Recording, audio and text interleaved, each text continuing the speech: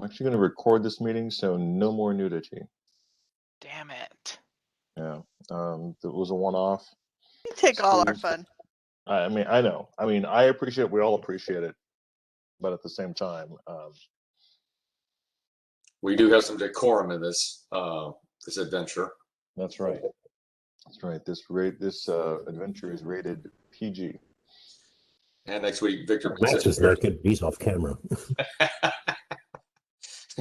Watch Victor make us wear business suits. I would never be that mean to myself. All right, so you guys were sailing to Toronto to. We were getting ready to set sail. There's like one or two, I think, things. Is there anything else maybe we should go over before? Like, right, that was the thing that we discussed last time. Is like you guys going back to Tim, and there was a couple of things, but let me open the chat window so I don't. You've already chilled out with Tim for a bit. Everyone. What was the name of the elf princess you guys were going to find? Let me go into my notes. Thank you. You definitely need to do that. I forget princesses' names very easily. Ellisia Tarathia. Oh, that bitch. That bitch. Oh, I mean, sorry, that was not out. Was that out loud? No, you're fine, Victor. Okay, good. Is she the one the Vandals wrote the song about? The what? Which now? What now? The Vandals. They wrote a song called "Fucked Up Girl." Oh, I haven't seen that. Here.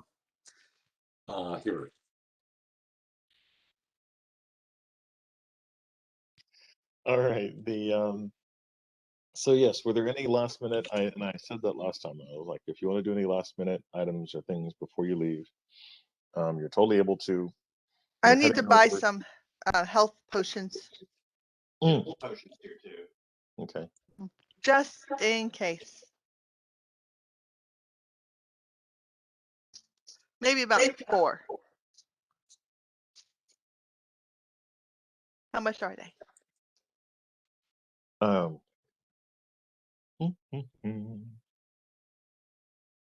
Check on one thing real quick. Actually, what I thought about doing, gang, since the druid gave me 6 berries, and there's 6 of us, I have these druid berries that heal 2d8 plus 6, and then also gives you an extra save against. Is it poison, Victor? Yeah. Okay. Like if you've been poisoned, you can take one of these, and it'll give you another save versus poison. Yeah. So how about that, gang? How about we distribute those amongst? Sounds good. Okay. So if I eat a berry, do I grow it later? Because that would be super useful. What, you're going to plant it like a tree? No, he Well, is. I basically am a tree now, so I'm wondering if I like right, ingest a berry. True. That's will I start growing berries?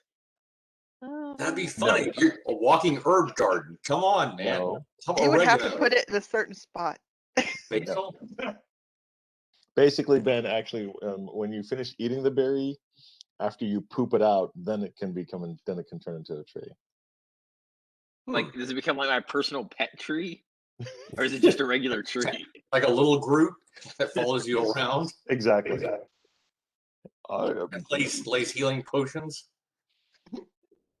All right, you guys are able to buy all levels of healing potions, cure moderate, serious, as well as cure minor, or light. Can you get cure criticals? No, you cannot get cure criticals, sorry. But you can get cure moderate wound and cure serious wound healing potions. Usually you guys have been buying moderates, but now that the bishop is in town, some of her higher level acolytes are also in the potion making business. And you're able to buy, and those would be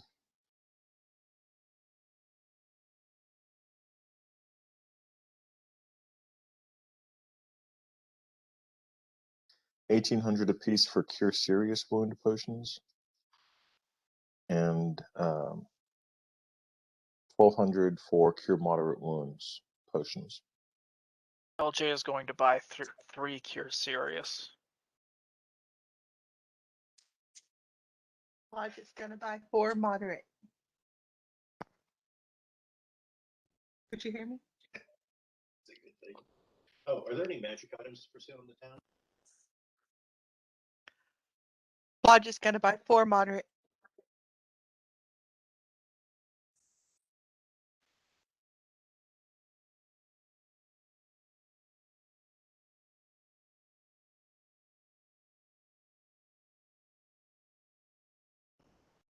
Charles is asking about magic items, and I was going to say there's an armor and a weaponsmith in town.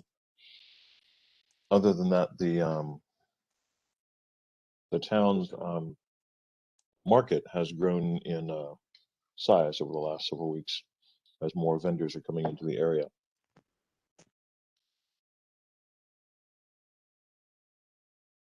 It's safer, and strangely, trade is thriving.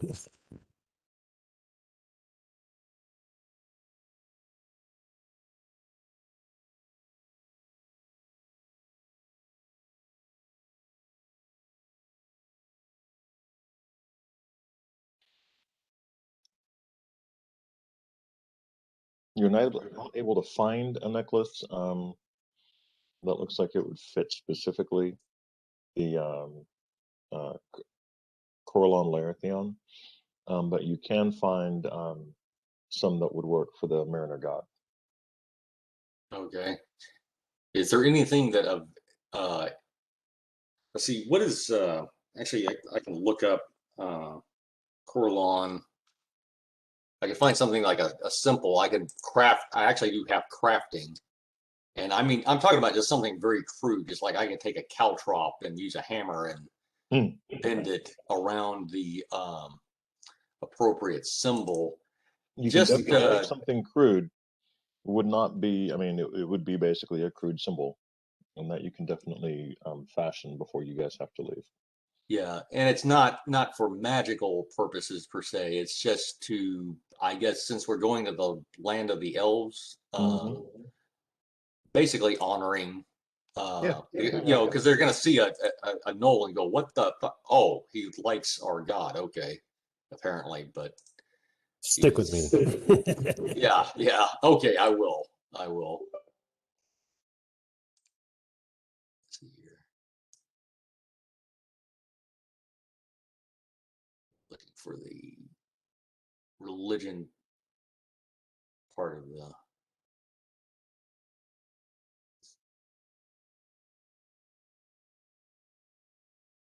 Is that?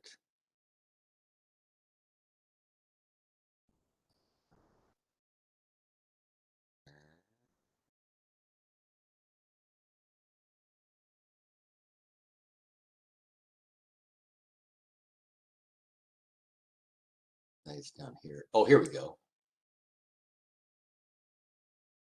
Oh, okay. So basically, it's just it's like a crescent moon, a silver crescent moon.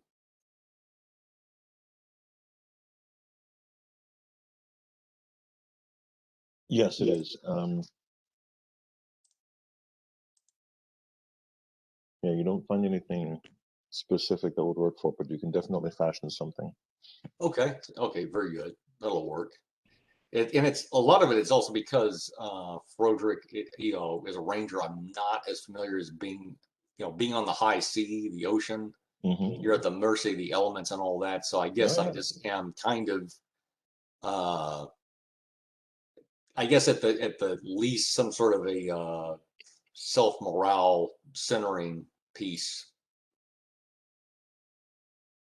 to be at one with these elements and learn how to do that.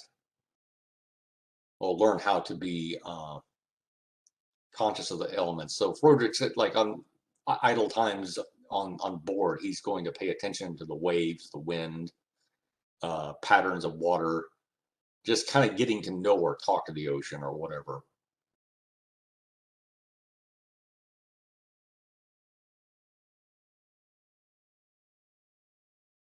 Okay, you're definitely able to do that. Okay. Garlos, you were looking. Right. No, I got you. I'm just trying to see. There was a So I thought I had kept, and I did not, because I am. Oh, can we get some kind of cash disbursement from this last pillaging run? Basically, a paycheck out of some of what we've collected here. Brandon? Sorry, I couldn't quite understand you. Looking to see if we have any kind of cash outlay from this last dungeon. He wants we- his share. Yeah.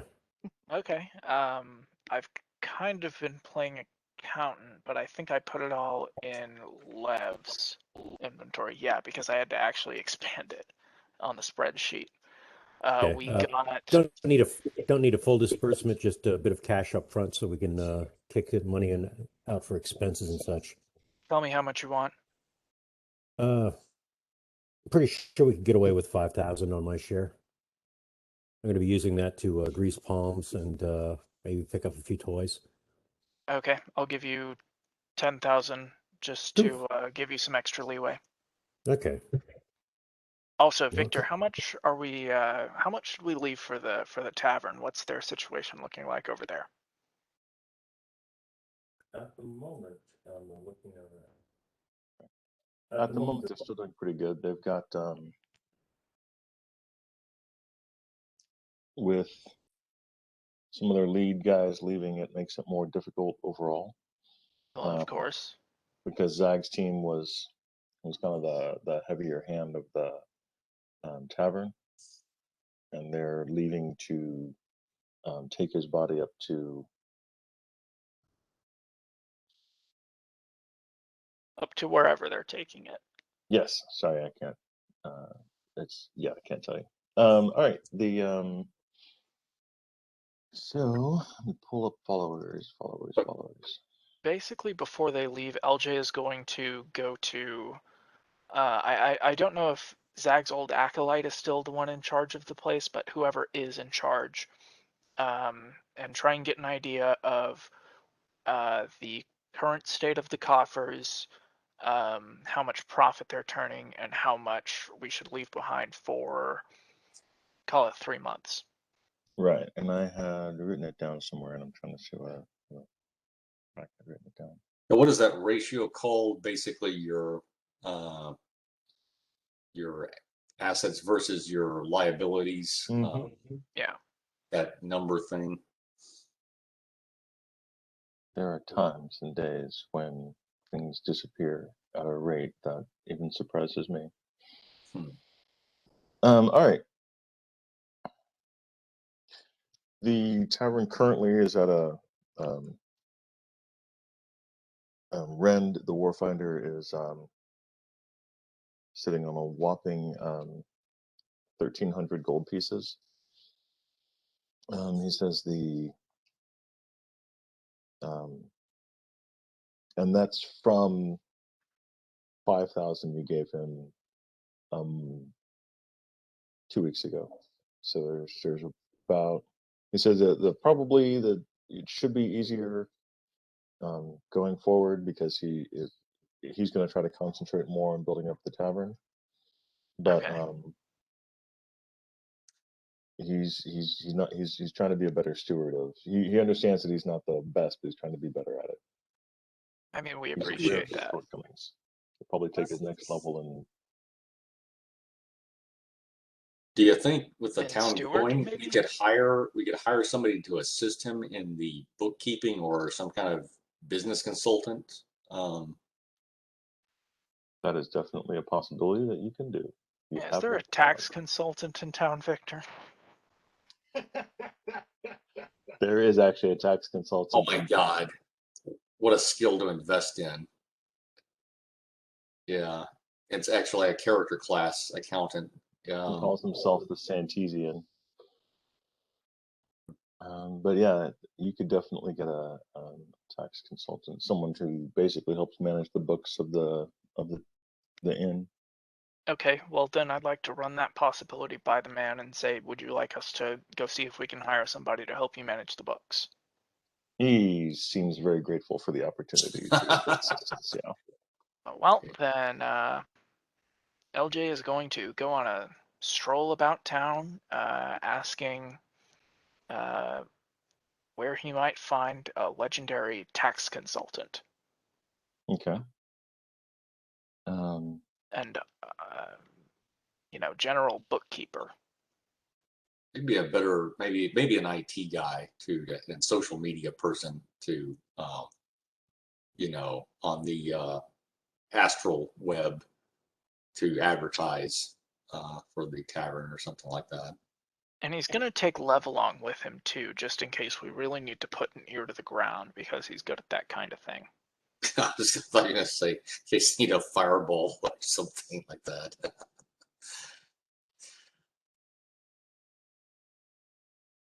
Why the hell did you have to do that? It's like, well, it seemed the right thing to do at the time.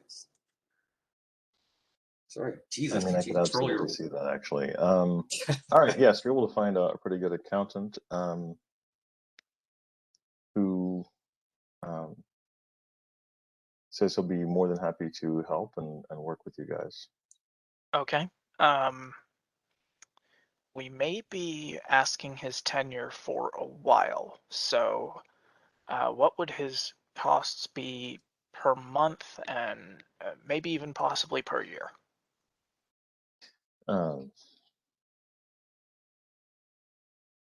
He'll definitely do it for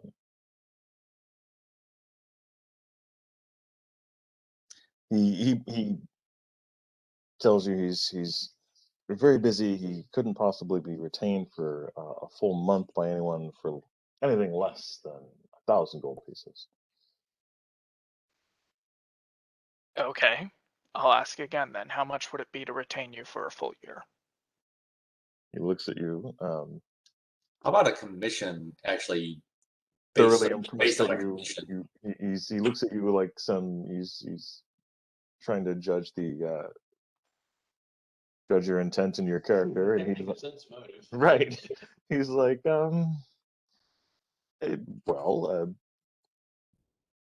15,000 gold pieces.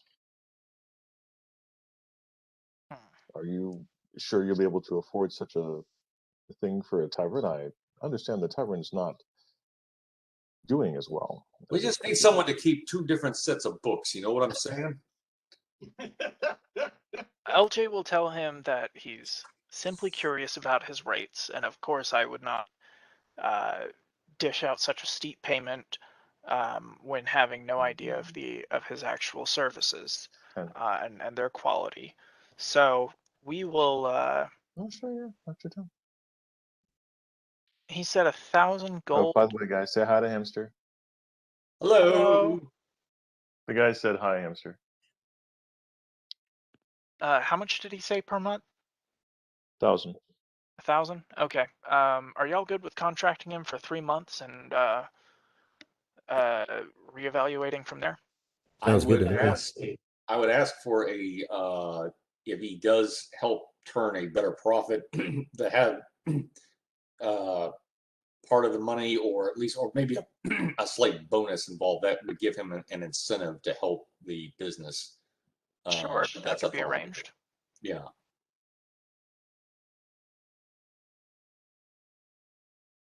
Any other thoughts? That all sounds good to me. Okay, then I will pass the man 3,000 gold pieces and say we'll check in another 3 months, or possibly before that, should we return from our adventures beforehand,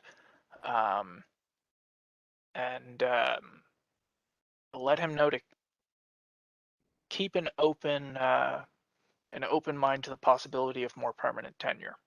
But if you screw us over, we shall become more powerful than you ever imagined. I'm pretty sure we could already run this guy down as it is. Logic can find him.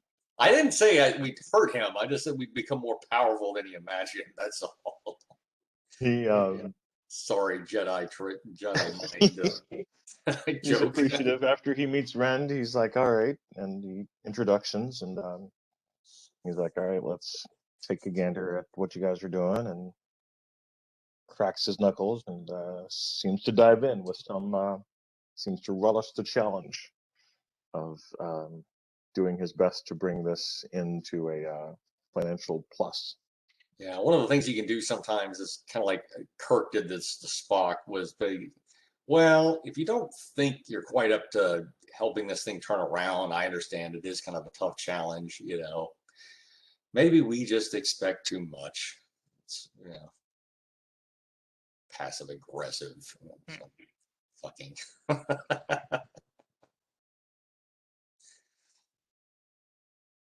Let's see. Vulcans are all passive aggressive. Define something that's true.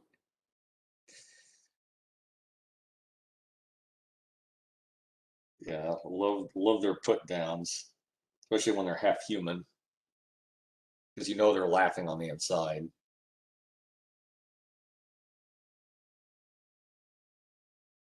What else? What else?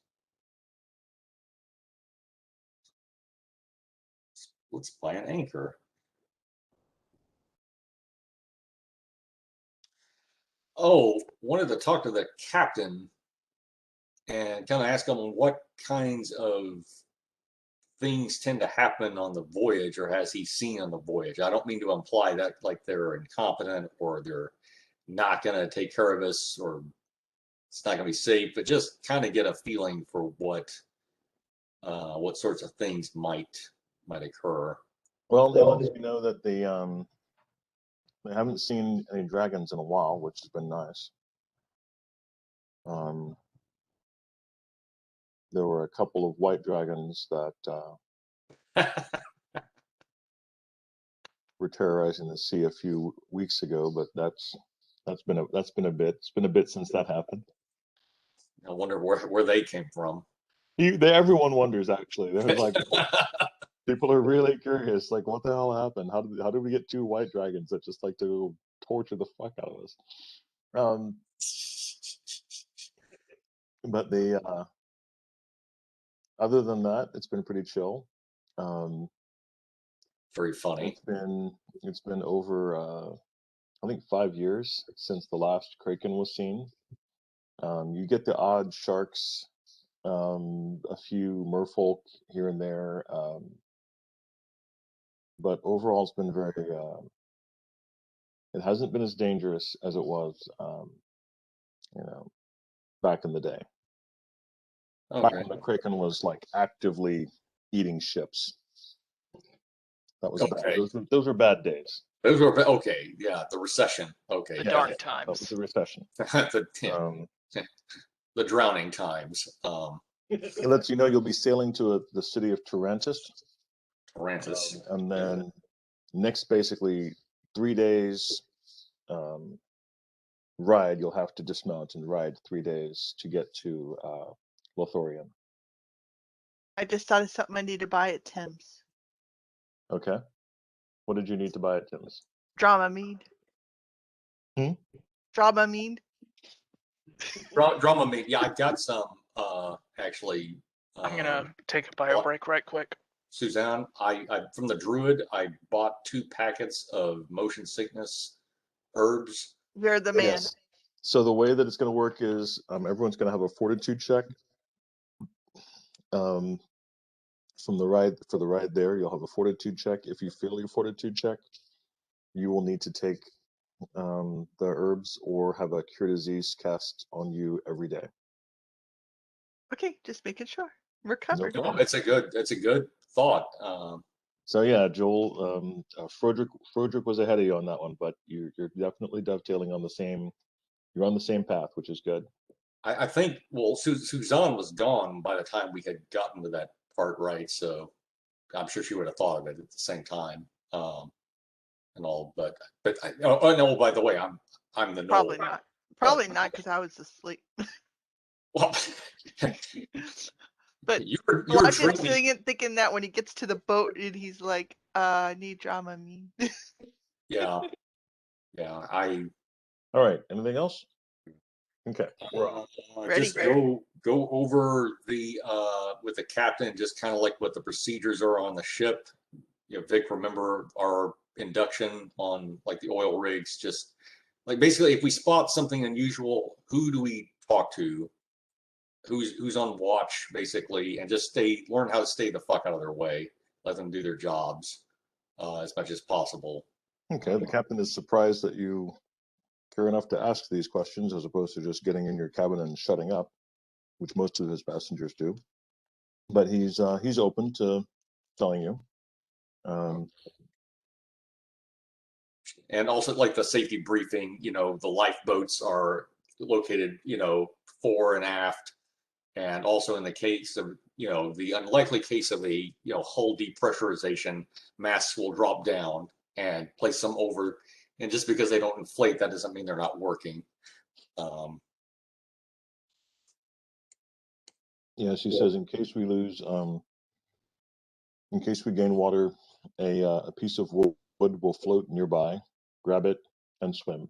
Okay. Our safety flotation device. Yeah. He says, if you have any questions or problems, talk to the first mate, Jax, and other than that, Jax, Jax. Other than that, first mate, stay out of our way as best you can. I will, and we'll have food in the galley every morning and every evening. Okay, and it is Captain Jack Sparrow. No, I did not. Where the fuck did I know I wrote down the name of that captain, and I can't remember where I put it. Sparrow is okay. I mean, I'm not gonna. No, it isn't. It is not actually Jack. Oh, okay, all right. Brendan, do you have the name of the captain? It was the second or third guy you talked to, right? It was the second guy, and I wrote it down on a piece of paper, but I did not write it down in my online notes, and so now I can't find it. Of course. I'll call him. Anyway, you have his name, you have his phone number. He tells you contact Jax if you have any problems or questions, and we're off. Okay. All right. Everyone, please give me a fortitude save. DC is 15. Okay, hold on.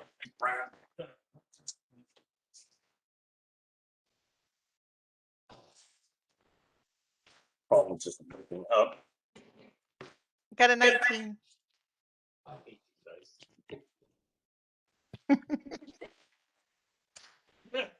Sorry, I just realized I was muted. I do not have the captain's name, but my fortitude saves for Lev are going to be 17, which is lucky. And for LJ are going to be, well over enough, 23. Carlos is tasting toenails.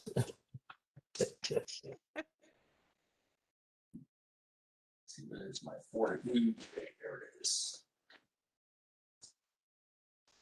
Halfway through day one, everyone seems to be doing fine, no major problems, and you come off the coast of Quebec Pool into the first line of heavy seas, and Garlos fails to retain the breakfast that he had that morning. Then Frederick offers the one of the pouches, basically the Dramamine herb pouches from the druid. It's a series, basically. It's one a day for the next 7 days. Okay. And he'll be fine. Okay. Well, I give them to our paladin. Garlos. What level is cure disease? I can't find it in the spell listings. Oh, it's. Now, this is ironic given your background. It really is. Yeah. Oh, it's remove. I think remove disease. Oh.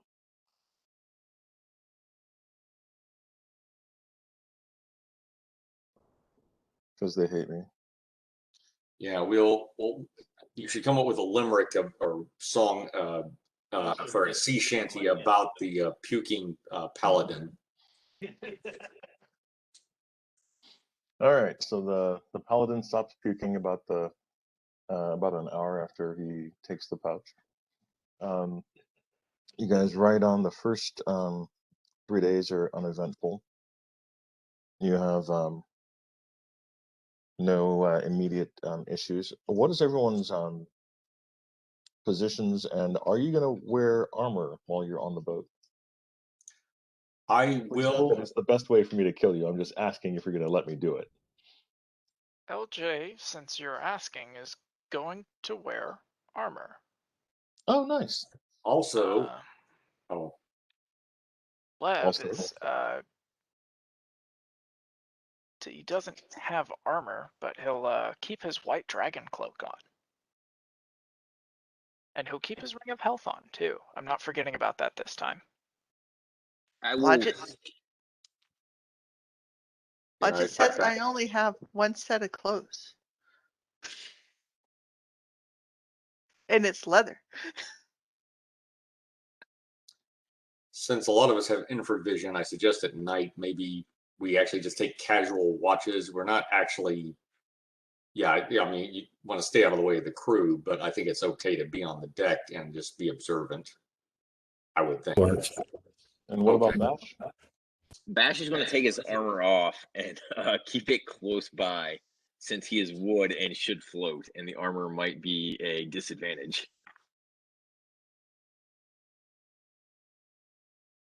Oh, but here I'm typing something in.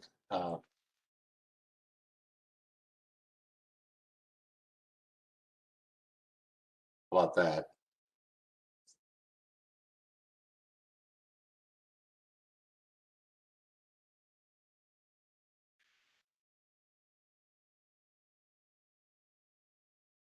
A small precaution. Oh, slight issue, Bash. You are a dryad. You sleep by connecting to a tree. You're on water. How do you plan on sleeping? Dryads actually don't have to sleep. But read how they sleep. They connect to nature. That's true. Take a potted plant. But he You're muted, doesn't. Ben. He doesn't have to. You're muted, Ben. Ben, you're muted, Ben. Oh, my bad. Yeah, I think both things are true. So Bash was just kind of planning on standing in a corner and being really unhappy for a while. Also, the boat is made of wood, so I'm basically riding on my dead ancestors, so it's great. Well, you can talk to the ship or something like that. So, main mast, tell me your history and backstory. Oh my god. I mean, depending on how old this boat is, I might still be able to commune with it on some level. I've talked to the figurehead, and it's in pain. All right, so Bash is talking to the figurehead and the boat itself. The boat's feeling very weird about this. It's never been spoken to before. It wonders about its life choices now. By the way, Vic, quick question. Can, after a time, after we've kind of settled in, the crew is kind of used to us and used to a knoll walking around, can I offer to help with a little bit of the light rope, the rigging or whatever? Just very simple things, because I do have +8 rope, if I'm not mistaken. Yeah, use rope +8. Actually, with my ring on, it'd be +10. The crew,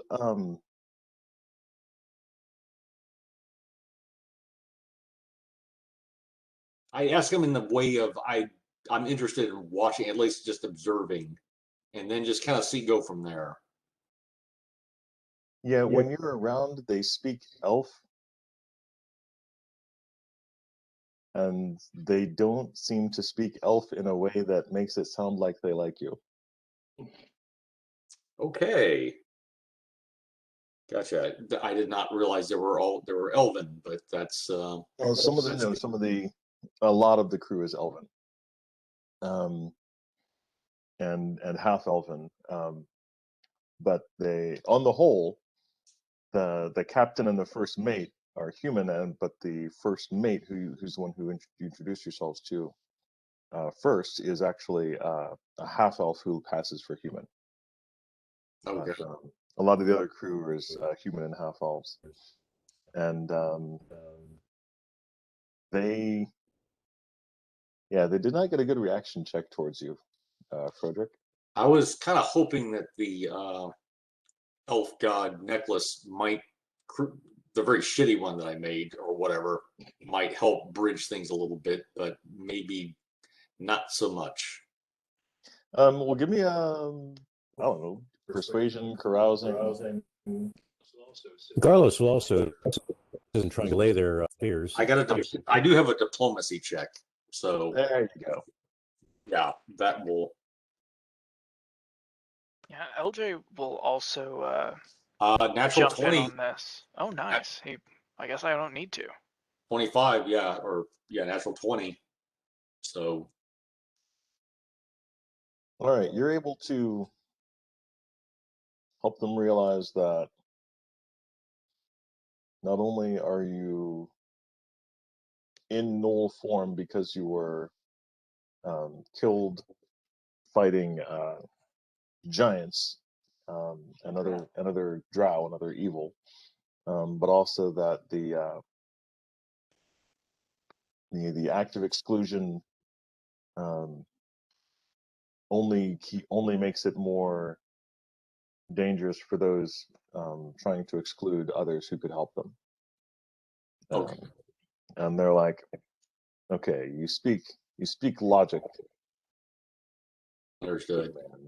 Yeah, and I just basically say I respect their ability. I'm not trying to home in on their territory. I just want to learn. That's all, and also just learn enough also to stay out of their way. They allow you to watch them. Okay. And and they'll talk to you about, and when you ask questions, they'll tell you about what they're doing. Okay. Good. All right. That's as close as you can get on that one. That's great. All right. So day 4, you little rat bastards, you wanted to go on the sea. You're on the sea. A squall hits. Fairly sizable by any means. You're basically halfway out on the open sea towards Tarantis. The ship shudders and creaks for several days. Yeah, here it is. You guys are on the lead wind.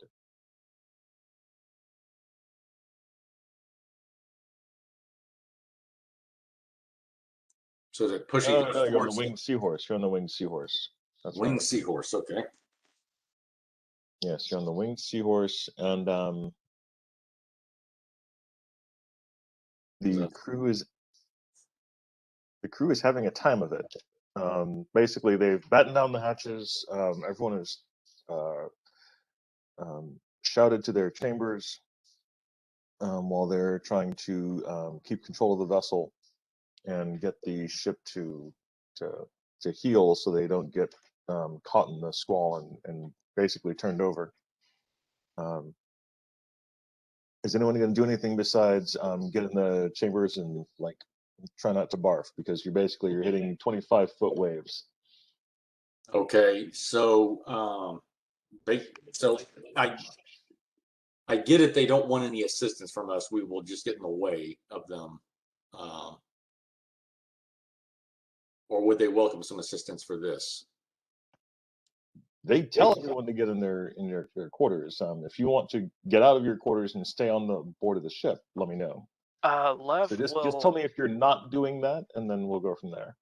When they tell us to get into the quarters, Lev will offer assistance with magic to control the waters around the ship. And if they choose to accept, then they accept. If they say no, we've got it, then into the quarters with them. We offer aid. We offer aid, but we'll go below deck, as they say, if they refuse it. And what did you say, Victor? They literally don't understand what you're talking about. The crewman who's shouting to you to go below, when you say, "Oh, I can help with control the water," is like, "Go below!" Like, what are you talking about? Okay, if he doesn't understand, then I will. Shit. No, this is a spell I'd have to spend time preparing. You're gonna poop? Okay. Is this a storm we would have seen coming? Would I have time to prepare this spell, Victor? No, it was a fucked up squall. Then below deck he goes. Okay. All right, Froderick as well. But do I have any? Are there any vantage points to see outside at all from down? Yeah. You can. There's at least one hatch that's movable. You can open it up and look out. Sure, I don't let water in. Yeah. Like if that side, like water waves threaten to crash against the side. I don't want to waterlog the cabin area. Okay. All right. Well, if that's what you're doing, it takes Oh, Bash wants to several give a pep hours. talk to the boat. Tell her it's doing a good job. Oh, really? That's awesome. You can do it. The little ship that could. Bash, the boat really appreciates that. It's never been encouraged in this way, and yeah, it really feels good about this. Thank you. That's a good idea, man. 1,000 XP right there. It decides to bite off a little too much. Gets right in the wave. The boat's like, I can take this wave. Oh damn! Oh, that shit. goes back. The boat is able to manage. The captain. It takes 5 hours for the captain to gain control. But the ship it doesn't break, thanks to its extreme encouragement, and keeps true. A couple hours later, the squall passes, and the crew is able to pull up sails. And actually, they have to oar for a while, but they'll for the rest of the evening before they can put up sails again.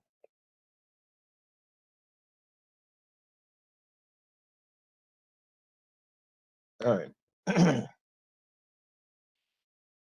Other than that, the rest of the trip is uneventful.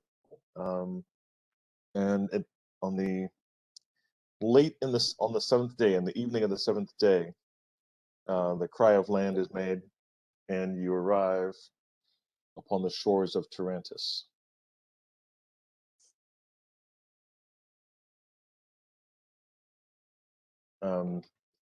The city of Tarantus. Ooh, cool. Here.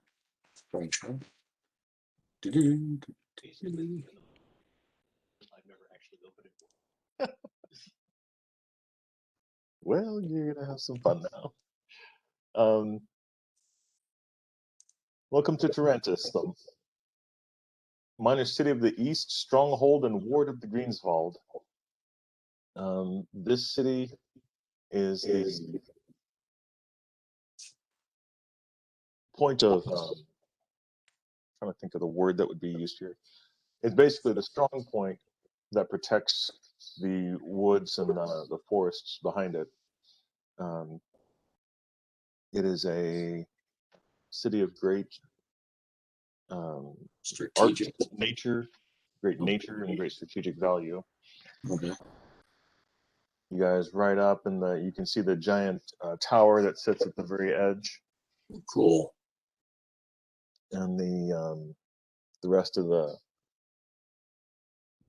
docks lay around. They maneuver. The boat maneuvers in, comes into one of the docks, and they're able to set and latch down. The captain tells you. No, I guess actually, as you're, because I don't know that this was fully discussed. Did you want to ride back as well? I'll ride back to Cabot Pool. The way we arranged it last time was this was a one-way trip, and we were going to arrange our own way back, be that teleport spell or transit by ship. Okay, that's what I thought, but I wanted to double check before I let you know. So okay, so the captain is super appreciative of the ride, and he says, for some reason my ship just feels better after this journey, and I don't know why, but I appreciate it, and all the best.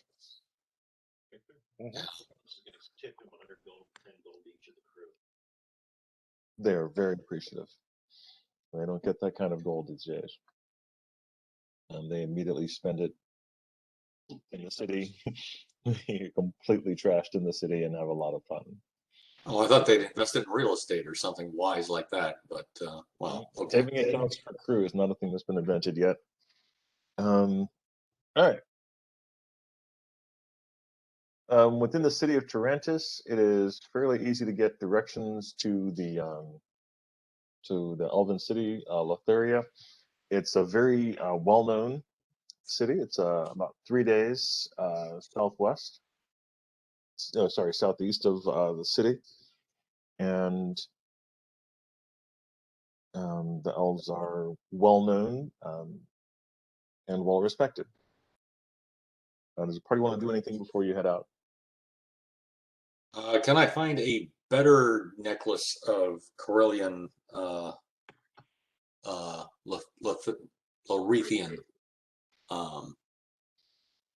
What do you want to use to? Are you just going to go to the market and check it out?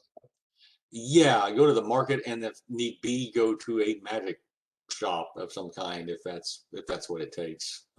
You're at the market, and one of the jewelers has is an elf and has it catches your eye. Her work catches your eye, and you do see a rather beautiful necklace. Definitely holy item level quality for Corellium. Okay, Frederick bows and introduces himself and remarks on the impressive workmanship, and says, that despite my form, I have been I was more humanoid in the past, and I would be very interested in procuring that if it is for sale. Give me a diplomacy check, if you would, Frederick. See, that is going to be, let's see, 16. Okay. Well, she takes her hand off the crossbow that she had underneath the table, and says, "All right." You could tell that she was wary when you came up, and you pulled her back a bit from the edge. She will sell you the necklace. Okay. It's a piece of jewelry. This level, you'll be able to buy it for 2,000 gold. No problem. I tell her that's. I give her 2,500 if that's not insulting. She looks at you odd, but she takes it. Okay. All right. Anything else? Going once, going twice. Good. Okay. All right. Lay it on me, home cheese. Looking for any scrolls that might be for sale. Ah, okay. Excuse me, guys. I've got a rat or something rodent here that's being annoying. Just fucker. Give me a gather information. Joel was sorry. Garlos was working on was asking about something. It's going to be a 22. All right, you were able to find. The scrolls that you find are druid scrolls. If you have used magic, you can still make use of them. But the guy who's selling them to you,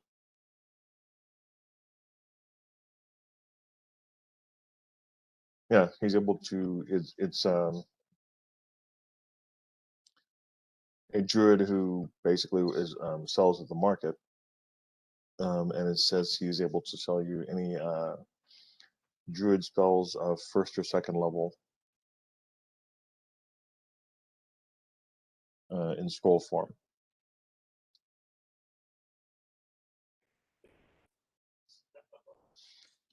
All right, send me a message if you find one you want. All right, you guys are able to then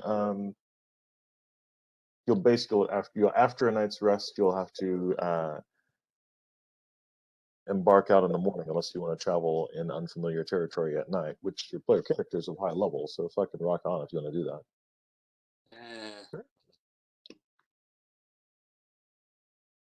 We're in unfamiliar territory.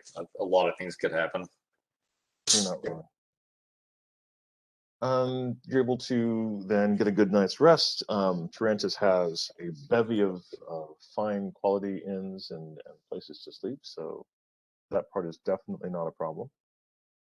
And on the next day, you travel towards the city of Lotheria.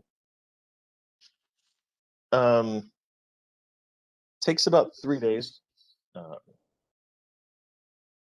3 days ride. 3 days ride if you have horses. You do not all have horses. You have a wagon. You do have a wagon. And actually, that's probably what would take most of the next day is for them to get the wagon out and unload it and put it back together, get it sorted out for you. For which they are very appreciative of the extra tip. But yeah, they get the wagon out. You're set. You're good to go. But are you guys gonna walk or just hop on LJ's back, or how do you want to ride into Tarantis or to Lotheria? I mean, one of you could probably hop on LJ's back, but maybe we should walk in as like a group and announce ourselves to any folks who might be at the gate. It's it's probably a little more polite because if Froderick is Noel mounting a centaur walks in, that could be seen as at least unusual. I mean, not No. just a Knoll, but not just a So Knoll, while but everybody's a Knoll, doing- a Dryad, and like 3-4 other people mounted on one like struggling centaur. Okay, the Guardians of the Galaxy walk into Lothringer. That's A Pretty Knoll much, walks that's- into a bar. That's what's happening. we are a walking joke, recurring joke of It's a circus. us walking into a bar. It's a circus. Actually, if we can put, I don't know, what's Bludget? Is Bludget elf? I'm a halfling. Halfling? Okay, you're a halfling. Okay, I guess if we could have myself and the Dryad in the front, it might go over a little bit better because that'd be an elf dressed in white, along with the Dryad, which is, Mr. Natural, as it were. Might actually buy us a moment to talk before they shoot at us. I thought of something really bad. Just like put a chain and collar around Froderick's neck, and like have one of you like reining me in, and I'm like, kind of like the Chewbacca trick in Star Wars or whatever, kind of struggling against my restraints. No, we're not doing It that. definitely works. It's a time-honored way to get into the gate.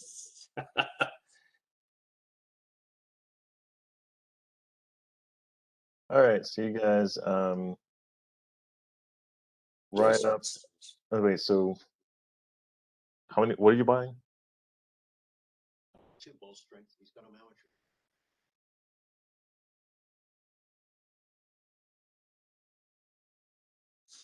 I think just about 80 apiece. Oh, the scrolls. Oh, I thought you were talking about bulls. Sorry, the scrolls would be a bull strength scroll is a second level spell scroll 2000. Oh yeah, it'd be 2000 each for a second level spell. All right. Okay. By the way, just as an aside, this whole way, like ever since we got the city and all, Froderick, Bash, Froderick is kind of fascinated by your new form, and being a ranger with a little bit of druid background, he kind of is just observant, try not to pry too much, but just sometimes he'll ask you a couple of questions, kind of like, I don't know, what's it feel like? What do you sense? Or something like that, but not overly doting or whatever. Give you your space, but yeah, it's just I'm fascinated because I'm like the woodlands and all that. I grew up in forests, a forest town, so to meet someone who can speak to the trees is pretty cool. Does that make you the Onceler, Ben? Or the Lorax? I don't know, but I'm realizing that I have the ability to charm creatures and or humans, so I'm thinking that I might just be able to put the centaur under my control. Good idea.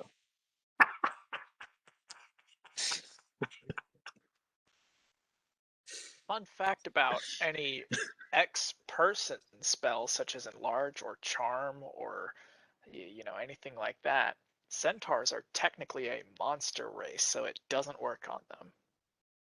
Uh-oh. Oh, come on, you're totally the Dryad's bitch. That's good to know.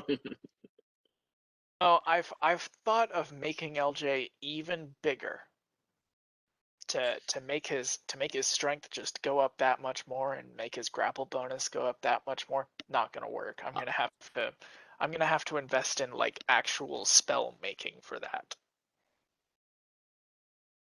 Yes, you will, because I don't want to have to kill you.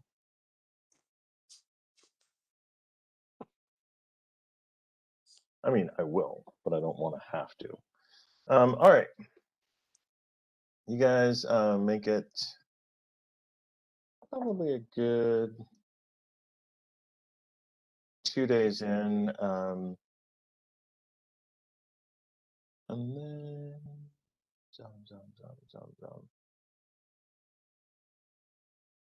Oh yeah, the ring of swimming. Okay, yeah, that was a good idea. Huh. All right. Give me a survival check, please. Anyone who has survival can give me a survival check. I will give you a survival check. I'll give you a survival check. Ha ha ha. Survival. Everyone should have the skill untrained. Some of you are more untrained than others. Okay, well Let's see, LJ has some non-class ranks. 15. It'll roll a little hotter, but that's where the 24. die fell.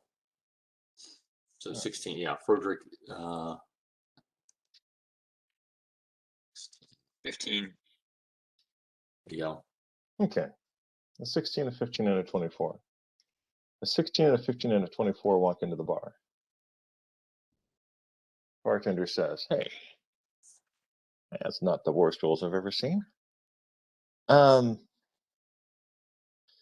forest feels quiet. You're about a half day's ride from Lotheria. The forest feels quiet. Everything larger than a gnat is not moving or is hiding from somewhere. Say we call a quiet stop, and just listen and look. Okay. Can I I've seen this in commune horror with the movies. plant and the animals and see what's going on? I Oh, that's think right. you Dryad, should be able to speak with plants, just as a racial thing for a dryad. Yes, I should be able to. Hey, let's not get all racist here, okay? Look, You can I'm throw being down very roots and get the whole racist. internet going. I'm being very racist with the whole centaur thing. Like I know how my race is, and I'm better than you. That's a centaur. That's the centaur I know and love. All right. Bash the dryad. I'm so glad you picked that. That was awesome. I am Bash the dryad. What? You're who to the what? Give me a fortitude save, please. Oh God. At least I have that. My dice here. Oh, it's gonna be good.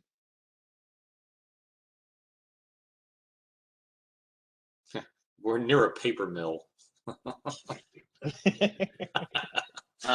Those things 30 stink. for fortitude save. Also, my armor's back on, just for the record. Like I put that on as soon as we got off the ship. That's a pretty good thing to do. 30. Okay, you don't throw up. You can feel as soon as you connect to the forest, you recognize that there is a sickness beyond any you've experienced before. It's not a feeling you're familiar with entirely because you've been human most of your life, but man, does this stuff suck. The flowers themselves are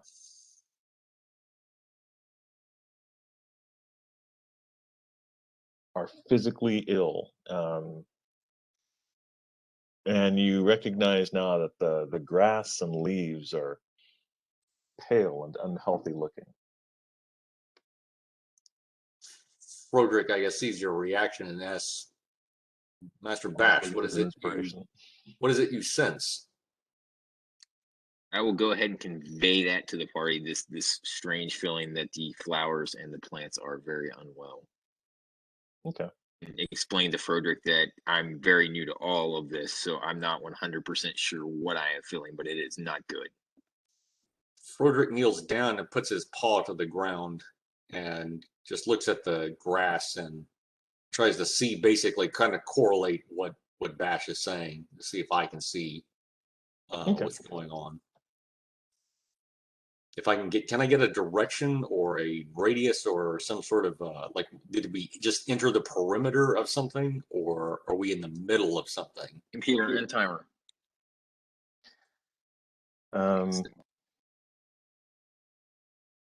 No, you can't quite get something like that out of what's going on. Okay, well, let me see if I got something that might.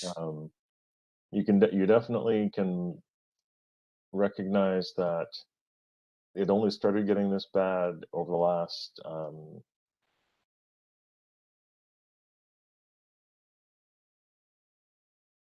several hours. So if how many days out? Getting progressively worse. How many days out are we from Tarantus?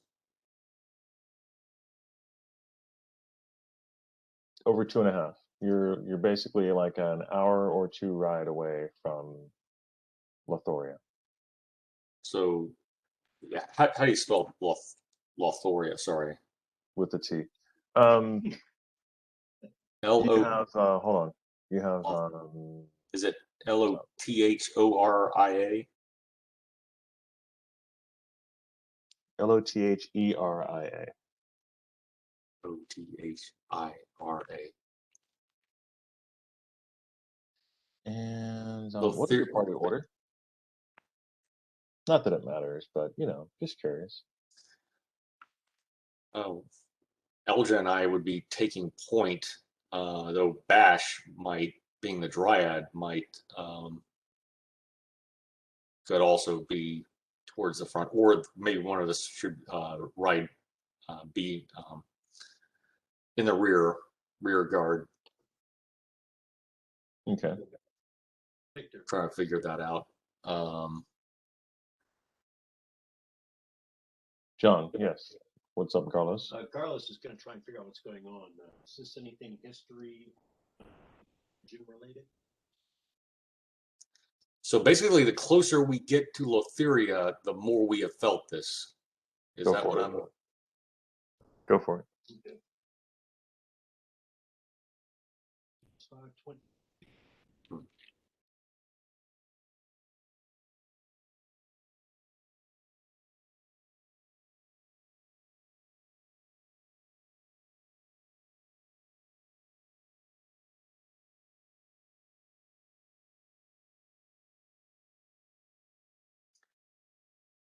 There we go.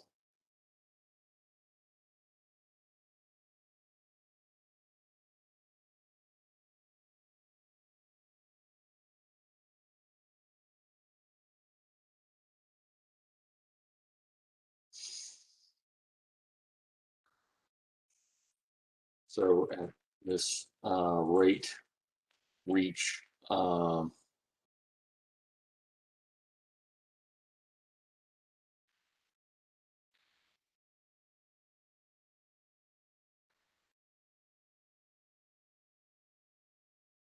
Yes, you'll reach Lotheria near sundown. Blodgett, the thing that you notice when you're listening is that the thing that you notice the most is the quiet.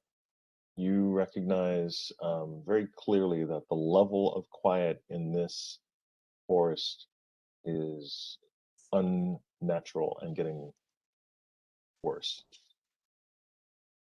It shall be a silent spring. It should, yeah. Basically, that's what's going on. here. All right, so you guys are entering Lotheria, and let me create a little, what do we call these things when we do them? Map. Smap. Ah, little smap. Okay.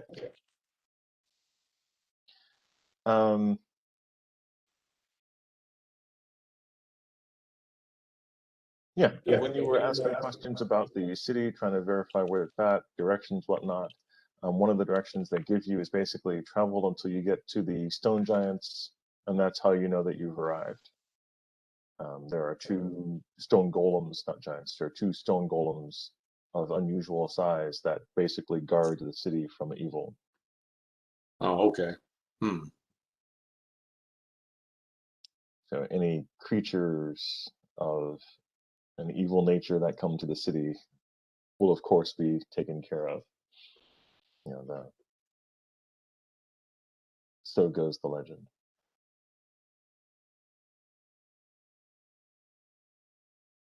Yes, they're still guarding Lotheria to this day, according to legend. All right. They're guarding the city. They'll pretty much just be automaton level intelligence. Yes. It won't be of any use to trying to find out, like, oh, what's actually going on with this strange sickness in the forest. So That is I think we might examine them to see if they've been attacked that's or true. deactivated. Either way, if they're active, we should present ourselves. All right. So Frederick and LJ being at the front of the party, what do you guys do? You present yourselves to the Guardians? Yeah, we'll stride up to them and Regardless, Maybe Garrulus should introduce us, I think, first. Yeah. Sure, if he wants to. Yeah. Okay. The three of you get up to the front, and Garrulus, you introduce yourself to the stone golems, and the stone golems do not move. They seem to ignore you.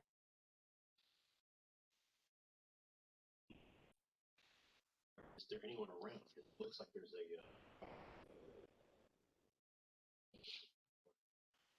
It's just a wall, small hut type thing, and no one's inside. You do see just beyond it. You see some houses. anyone moving? No one is moving. Give me a spot check. Garrulus specifically, give me a spot check. It's going to be team base. What do I? Your spot, which should be about 7+. Anyway, it's a pretty good roll. The thing that you spot is that all of the houses are, closed,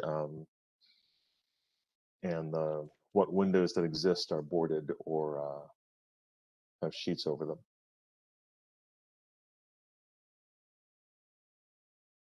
What do you guys want to do? I put some of it in the chat. Put your invisibility back on. Got that. Sword and shield ready. Ready?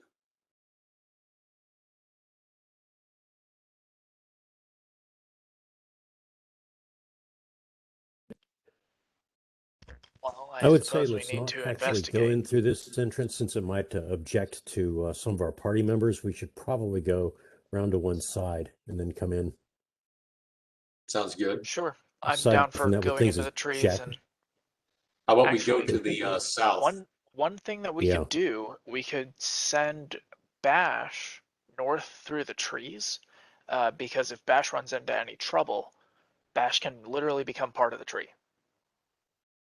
Okay. Yeah, I was just getting ready to ask if I can go through the wood line, and maybe possibly why I'm doing that, trying to communicate with it as best I can, knowing that I'm somewhat new to this. I'd say be careful about going into the trees because they're all sick. That is a good point. Before we enter, if we're not being accosted by anything, Victor, and those golems aren't online, can Lev make a spellcraft check on one of the plants nearby to try and determine if this is of a magical origin, the sickness? That pretty much is. Give me a spellcraft check, Lev. Well, specifically if it's like a curse or what may be going on, what school of magic, you know. Give me a spell check. Ooh, rolled good. Let's And go. do as well. I can do the synergy thing. 'Cause I have I like 10 got levels in that. okay, then I'll tack on a +2 if you want to synergize. Oh yeah. So that'll make 34, Victor. Lev, do you have survival? Untrained, but yes. No. All right. Can You guys are very certain that it's some kind of energy drain type magic going on. From what Garlos has seen and from what you've seen, it's definitely some sort of energy drain that's draining things. Can LJ assist that check with his survival check because he's trained? Go for it. Okay, LJ's total is 20. Okay. From what LJ can find, the plants are definitely dying. But it's a very, very slow kind of death. He finds that there's an actual strange fungus.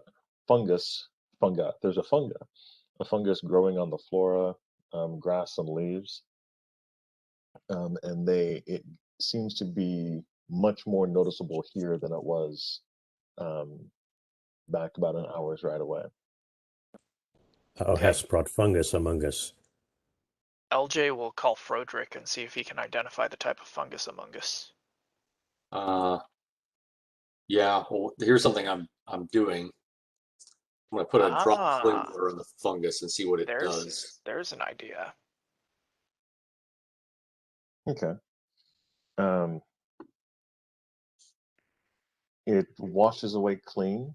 The plant, the area where the holy water hits the fungus, as small as it may be, seems to be clear of the fungus. So the fungus basically is cleansed by the holy water. Yeah. Okay. I think that's a big clue right there. You just get a couple of gallons of this, you can spray it. Yeah, like Roundup, right? Yeah, I got a pressurized sprayer. There you go. All right. Anything else? What do you think about using a detect magic to see if there's a nexus or center to this and how and where it is? We could triangulate, perhaps. Yeah, I wouldn't like to burn Lev's detect magic, but I'll burn V'ger's detect magic, and I'll see if he can detect if one area is more strongly magical than the rest.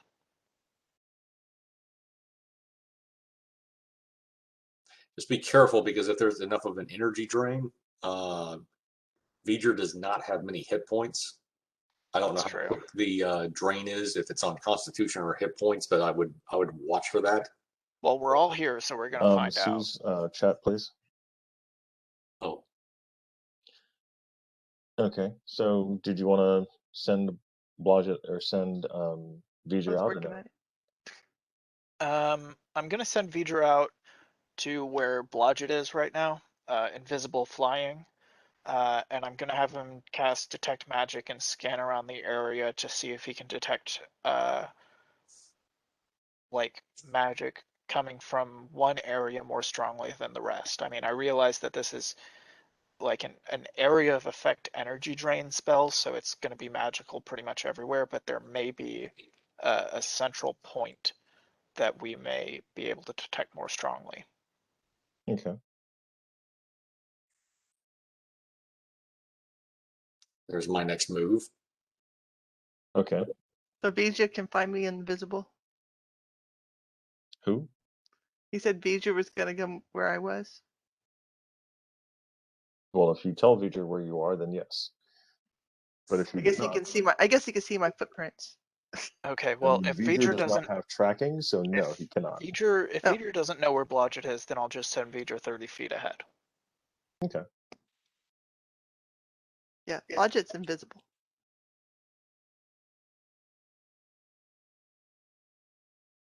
Blodgett does not like this. No? Come on.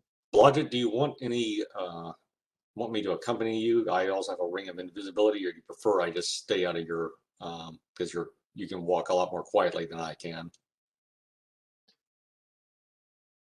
Peter goes ahead and suddenly realizes his coloring is a bad idea for this particular. That's why he's invisible. Yeah, but Blodgett, also it's not his coloring as in his characters. His coloring is in the fact that he's yellow and green on the yellow and green map. Oh yeah, that's true. Camouflage. I'm sorry, what, Suzanne?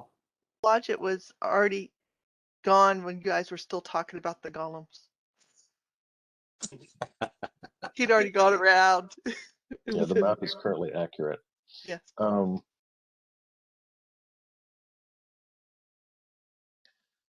Okay, V'ger is able to go flying forward and sees you've got a larger house on the left.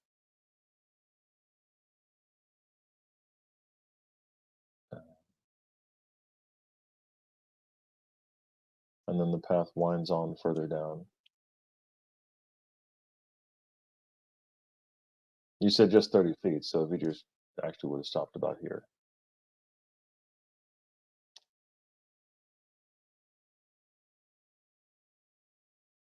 Can't spell Vic.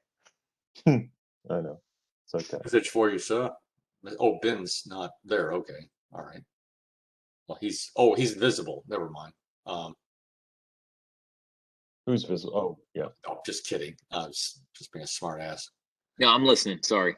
Oh no, dude, it's okay. I was inviting you. It's like maybe how about you and I move to the south about 50 feet. I thought about taking a flanking position along the east side. Cool. I'm cool with that. The other thing, and to answer the Rangers' questions of things I am learning currently, apparently I can use trees to teleport from one tree to the other. I don't know if I want to do that in this situation, though, with the trees being ill. Good point. Good point. Okay, Frederick and Bash, tell me where you're going to head to. I was heading for the just to the east of the. Is that a house there? It looks like. Yeah, just to the that's south. an Yeah. Argent house. And try to look in one of the windows, or any opening that we can see inside. Okay.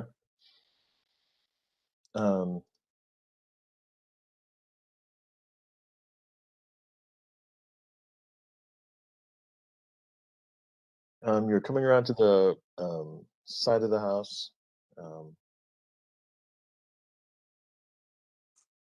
and you hear a noise inside the house. Okay, should I roll to identify the noise? Go for it. Give me a listen check. Let's see.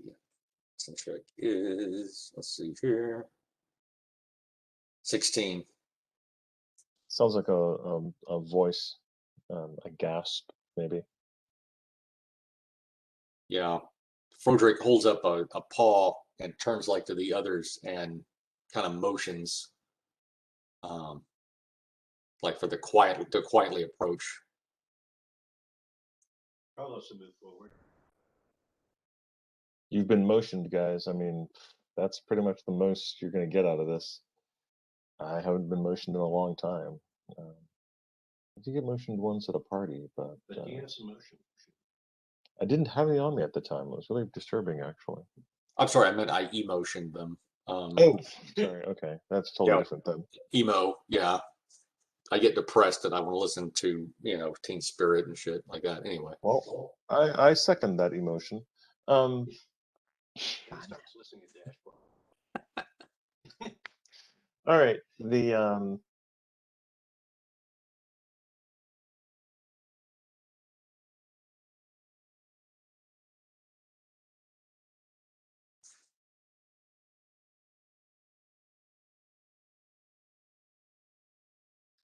where's the door? hold on, Frederick. When you turn away, the door next to you flies open, and someone succeeds on their grab roll, and they try to pull you inside the house. You are a player character of some strength and size. What do you do? Hit him with my hammer basically drop the bow and take the hammer Wait. and Don't hit them. They're trying to help you. Bash give me is a going roll to to say hit, wait please. and push Froderick into the house with him. Okay. All right. Considering the fact that he has to drop his bow and grab his hammer, by the time he gets his hammer up in the air, Bash is able to basically push him into the house. Victor is coming through on Garlos's mic again, but LJ is going to immediately ride forward towards the commotion. Yeah. By the way, Vic, you know I was invisible, right? Or I had the ring of invisibility on. Then how did you wave to the rest of the party for them to come to you, Joel? Because I'm stupid and I forgot. Okay. But then you took it off. Just saying. Okay, then when they don't do anything, I realize I'm still invisible. And you take it off and wave them in. Okay. Well, the next question I had for Victor, before he said, I was about to ask, where is the door to this place? But anyway. Okay, sorry, that's just a great scene. All right. Yeah, All making right, all these so- SWAT signals and I'm totally camouflaged. Yeah. You guys are Bash and Froderick are inside the house, and as your eyes quickly adjust, you see 3 bedraggled elven warriors and a very familiar-looking princess. Okay, are they presently attacking or doing anything hostile, or are they just... They've drug you into the house. Presently and, dragging you inside. Oh, okay, like for our they- safety is what I'm getting. Yeah, they know us. Okay. It's the princess. It's the prince. Okay, sorry, Princess Leia. Definitely familiar looking. Had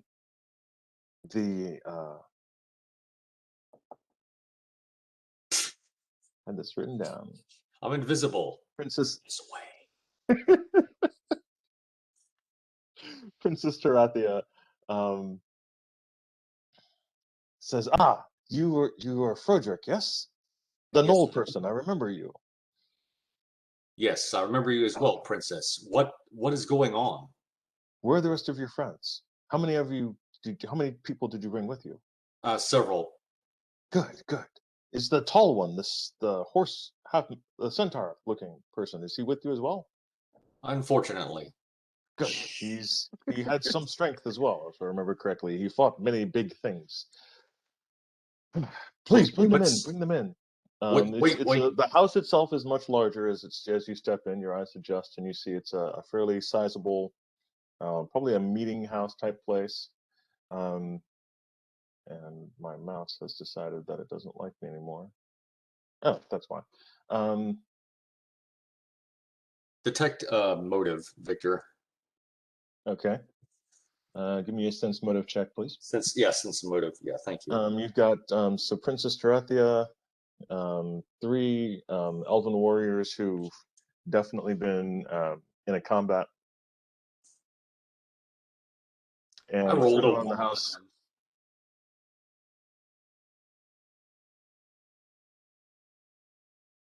Blodgett definitely would have heard the noise because he was in the area. So Okay. yeah, they were trying to be quiet, but when Bash had to push Froderick in, then it made enough noise that everyone around would hear it. And specifically, since those 2 are inside, what does the rest of the party do? Garlos, Lev, and LJ, you... Yeah, LJ just saw I his buddy imagine, get you would have been grabbed, watching your friends, so you would see them get dragged inside the house. and he'll like, okay, let's go kick some ass, and he'll ride up there. Hey, diddle, straight up the middle. Let's charge.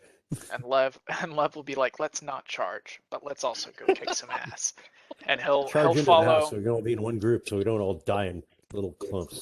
Yeah, Lev's thinking is like, okay, everybody's gonna rush into Take that all the fun house, out of it. and I'm gonna toss a fireball in there. Good call. Fireball in a wooden house. What could go wrong? Why? So yeah, LJ's going in, and Lev is going to not go in, but he'll be not far from it. Okay, so Lev stays at the edge of the town, and everyone else is going inside. Cool. Actually, if Lev is staying back, then Garlis is going to stay back to give him some cover. What? Garlis can at least give a half-assed defense. Yeah, Lev is also not super keen on being this far away from the rest of the party. Mm-hmm. So I'll go up with the rest of the party, but I won't enter the building. Okay.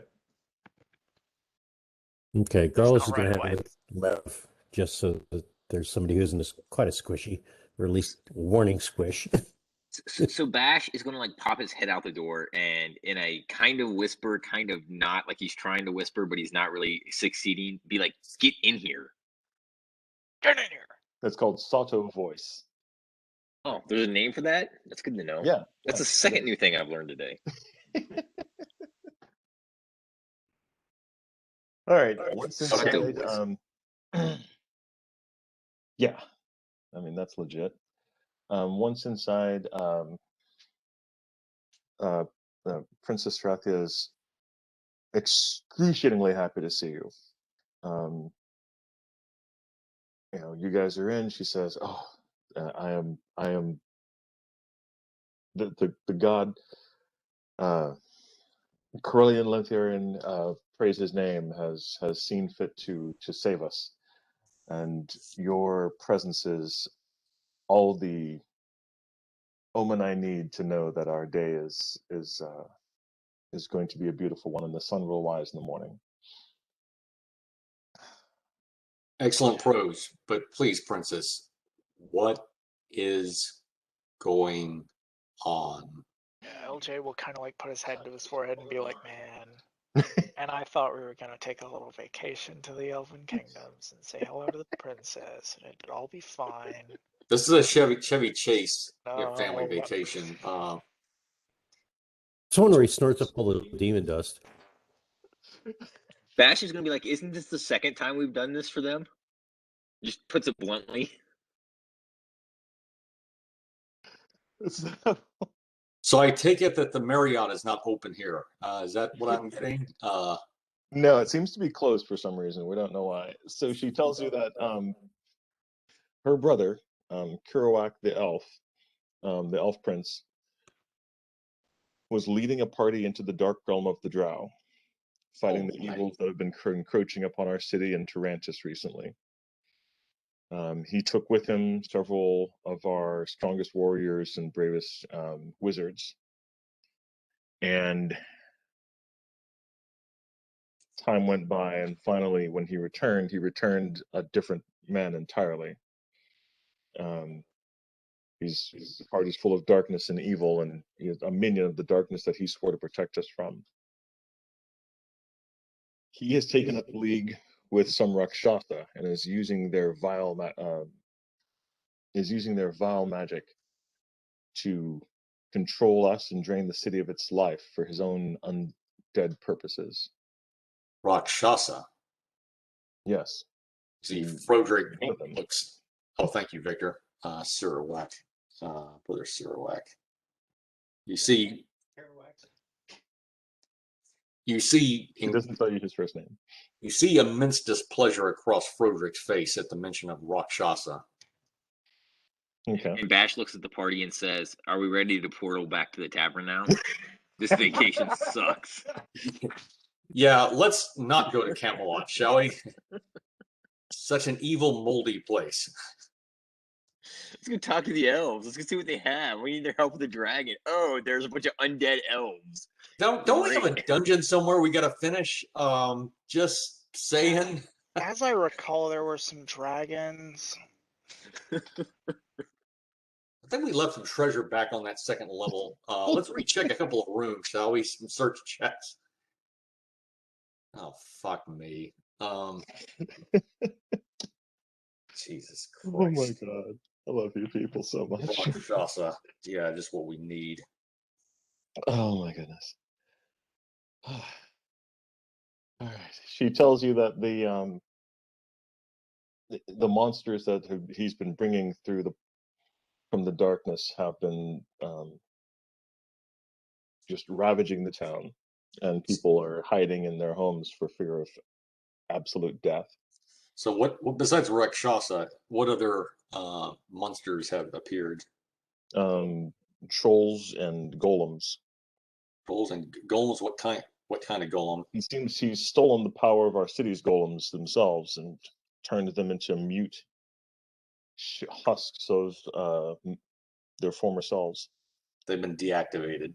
So golems, are they what, stone flesh? What kind of golems? Now, she's only seen one that was stone, Stone but golem. there are reports of more. There are also trolls and others, and she says if you no, there are no stock golems. That's good. Shit golems. I mean, there may be one of those. She tells you if you will go to the temple of Kurel Laurenthion, I'll take my warriors and go fight the city monsters, the monsters that have been seen at the bay itself. Meet me at the heart tree at the center of town. He expects no opposition. He believes us all to be too weak to take him on. Okay. I say we'll all go in one clump, kill one batch of gits, and then go after the others afterwards. Yeah, what John said. Okay, I was going to say we all stay together, a lot of us, so we can support each other. Like, we can use a few more fighters with our crowd, and we can provide the kind of magical support that your group needs. We go find the main group, we wipe them out, and then we go clear the docks afterwards, because that's just going to be flunkies. And we don't have to be in top form for them. We just go take out the bigwigs and clear them out, and then we mop up afterwards. All of us together, not making any messes, not dying unnecessarily, not getting stuck in funny places where other people have to rescue them. Doesn't that sound nice? I think it sounds nice. I think it sounds really, really, really nice. I think Girls has formed an opinion about her Last Adventurer 3, something like that. Good. I think he's catching I on to agree. I have to how concur. things generally go. Yeah. Yeah. No, I like your plan. Not dying and doing things clean and knocking out the kingpins early. Yeah, that sounds good. It's a very different way of fighting than you're used to, but sounds like it just might work. It's so crazy it just might not work. It certainly won't work any worse. Okay.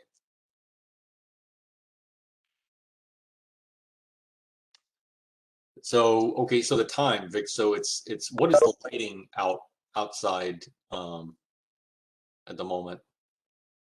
So is it sundown, getting towards sundown?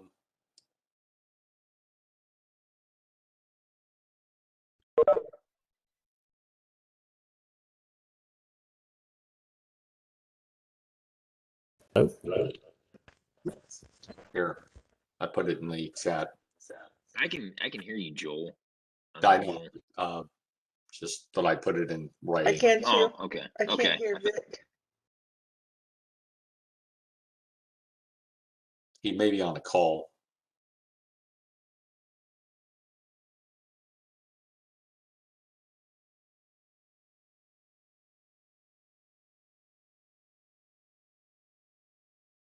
Reminds me of the line from Star Trek. I'm sorry, Dr. McCoy. I'm getting a number of distress signals. I'll bet you are. All right. Sorry, I was just talking to John, figuring out an audio issue. Say that one more time. What you guys gonna do? I asked what the time and lighting was like outside.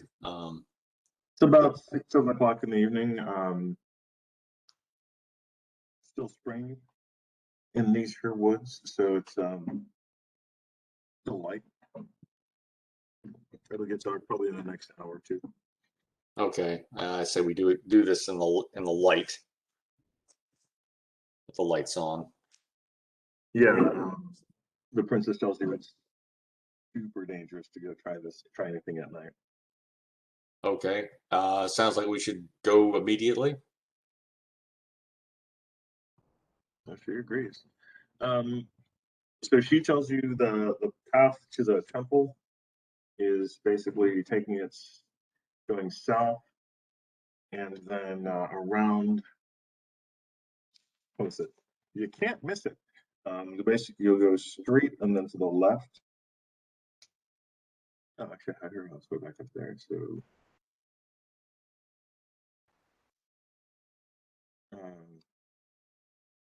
he leads you guys through the ultra quiet city of Laurentian. Frederick puts the ring back on and tries to remember that people can't see his hand signals now. Cool.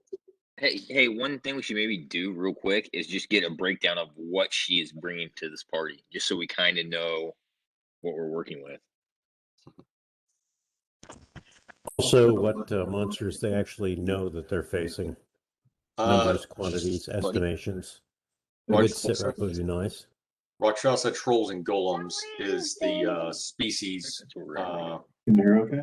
John. Yeah, but quantities of each, minimums, possible yeah. maximums. I'm going to guess there's a lot. Probably the predominant is probably going to be trolls, and probably a couple of golems, and I would say a few Rakshasa leading them. They're probably going to be the leaders. She doesn't have numbers. She just, they've been fighting them one at a time, trying to stay away as much as they could.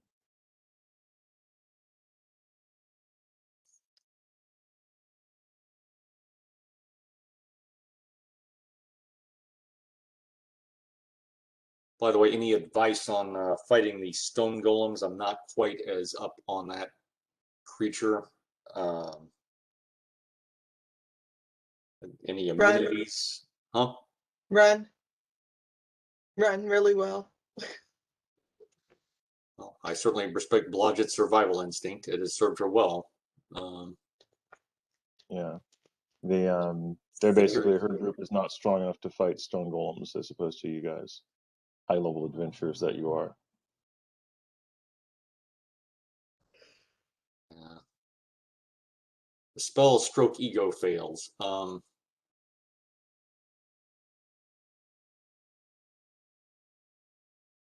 Roderick is very cautious. I keep my head on a swivel, along with Bob. Okay. Your head and Bob on a swivel. Wow. Yep. She tells you the church is basically south and around the corner. Is this actually? I need you to tell me because I'll move that out of the way. What's your party order? Blodgett in the back. Invisible. Blodgett in the rear. Live in front of Blodgett. Unfortunately visible. LJ taking front, presumably with Froderick. You know what? Froderick, mount LJ. Okay, understood. Will do. Dinner first? A movie? Now Bash will be up by skip all. Froderick and just back into the side a little bit. Or I'm sorry, not Let's Froderick. skip all the pleasantries. Yeah, the unpleasantries in this case. Get right to it. Okay, let's get to it. Quick bang against the wall. I will astride. I will be on top of LJ with my bow. Is it considered bestiality if you're both beasts? No. Yes. Yes. Differing opinions here.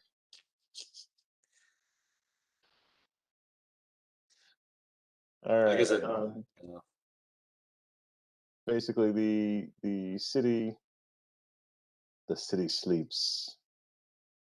Oh, it's a good song. It's actually about pyromania. Really, I didn't know that. Yeah, it's from Sneaker Pimps. Oh, cool. Yeah, I got that. Yeah, song. It's cool. You guys are wending your way through the extremely quiet. What is this area? A set of small houses.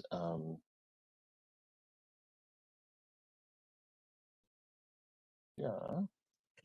watch our spacing a little bit. I agree with Garrulus about staying together as a group, but we don't want to bunch up so much that we're like an area effect spell will catch all of us.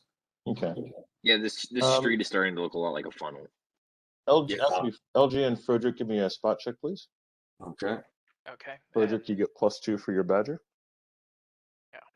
Oh, Or you yeah. can make him have his own spot check. You can't do both, though. I think I'm just fine here, Vic. I rolled a natural 19 +2, that's 21, and plus my spot. Oh, I think 34. Yeah. Yeah, Okay. LJ's is 30. Decent, I guess. Decent spots. Not bad. Not bad at all. We don't entirely suck. We're not bad. You're just drawn that way. Mm-hmm. You see before you hear, but you definitely see some movement in this area, and you hear a child's cry. You see the flash of just a Flash of a mountain what? mountain of stone moving through one of the houses, around one of the houses. A stone moving around the houses? Mm-hmm. And I you hear wouldn't the trust cry the of a child's child. cry. Yeah, that sounds like a Rakshasa trick, actually. If I'm not mistaken. In that case, perhaps I agree with Bash, the kill funnel. We want to step out of that kill funnel.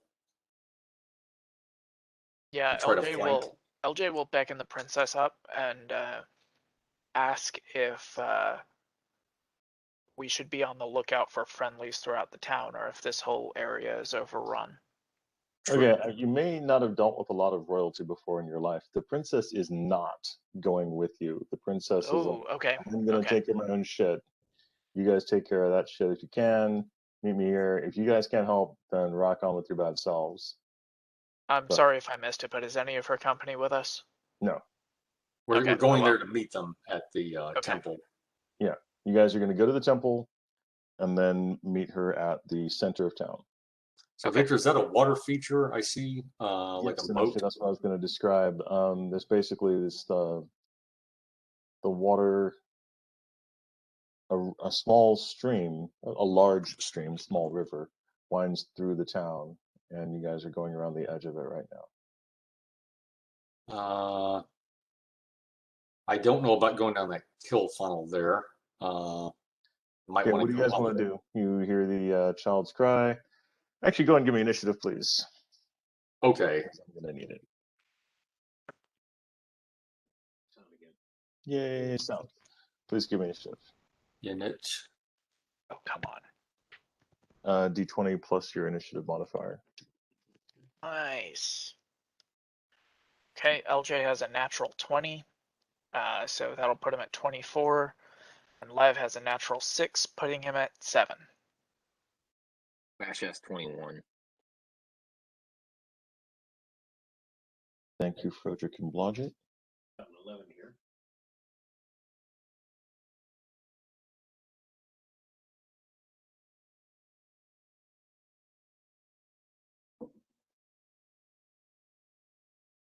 That's an orders go. The princess and her homies are on the north side of town fighting their own problems. Yeah, you've never dealt with royalty. If you're lucky, they only act as if they own you. Yeah, I was gonna say, so they're having trouble with the If you're Vespa not being lucky, dirty. they act as if they made you. I am a tree person. I will slit this elf's throat in a second.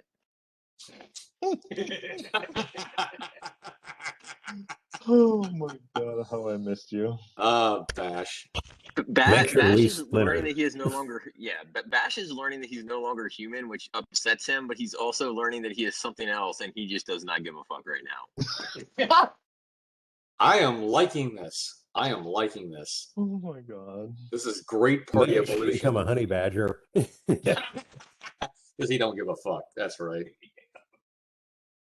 And you can join Bob. They can go on drinking tears through the town, fucking everything up.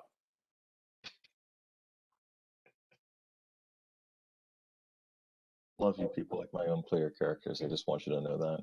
All right. Bash don't care. Bash don't give a fuck.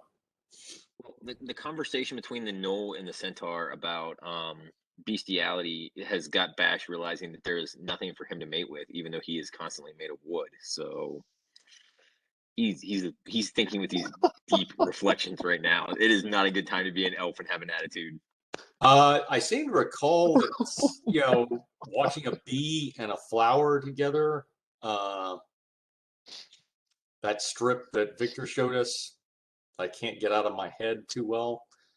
You stripy whore. Yeah, that's it. Go in deeper. Anyway. I am dead. You. All right. I'm gonna back you guys up to where you were. But you're still a guy, so all you need is a little friction. That's pretty much all we need.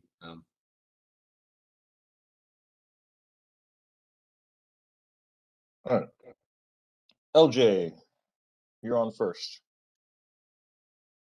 Okay.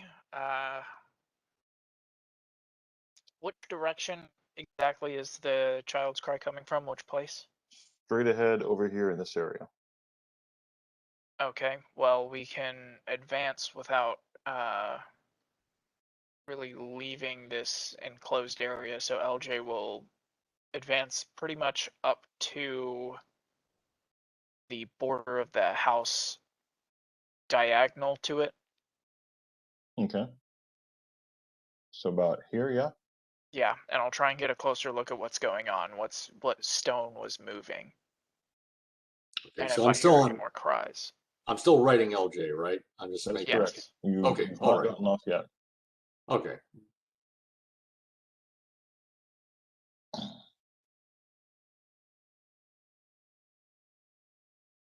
Welcoming committee. Must be the Chamber of Commerce.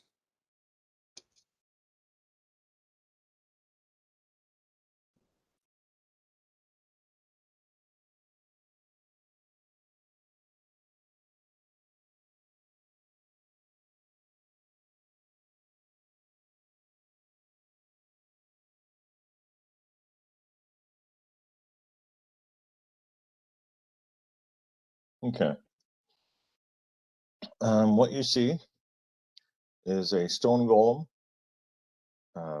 trying to catch a small elf child, and an elf warrior to your immediate right, who's chasing after the golem, trying to get its attention. Okay.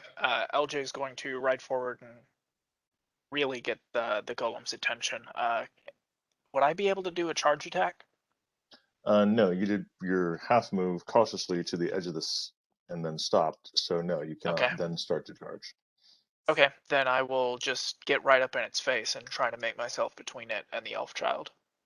And I'll tell Frodrick, watch the cannot child. make it all the way over there yet. Okay.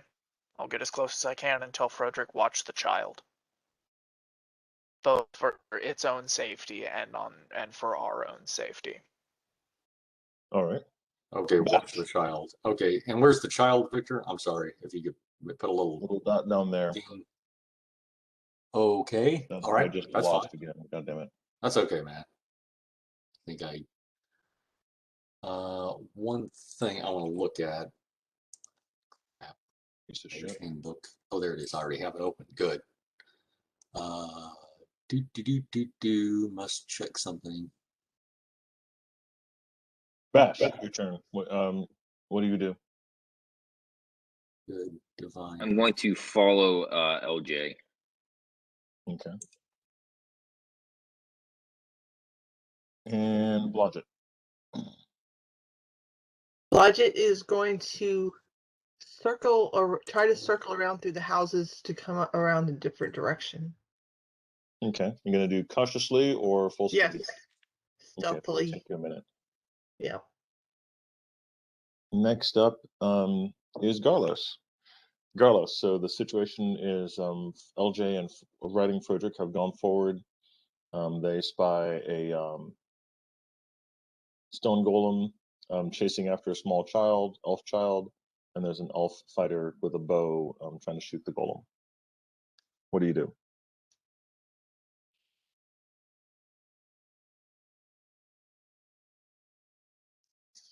Garlus begins making his own shit golem.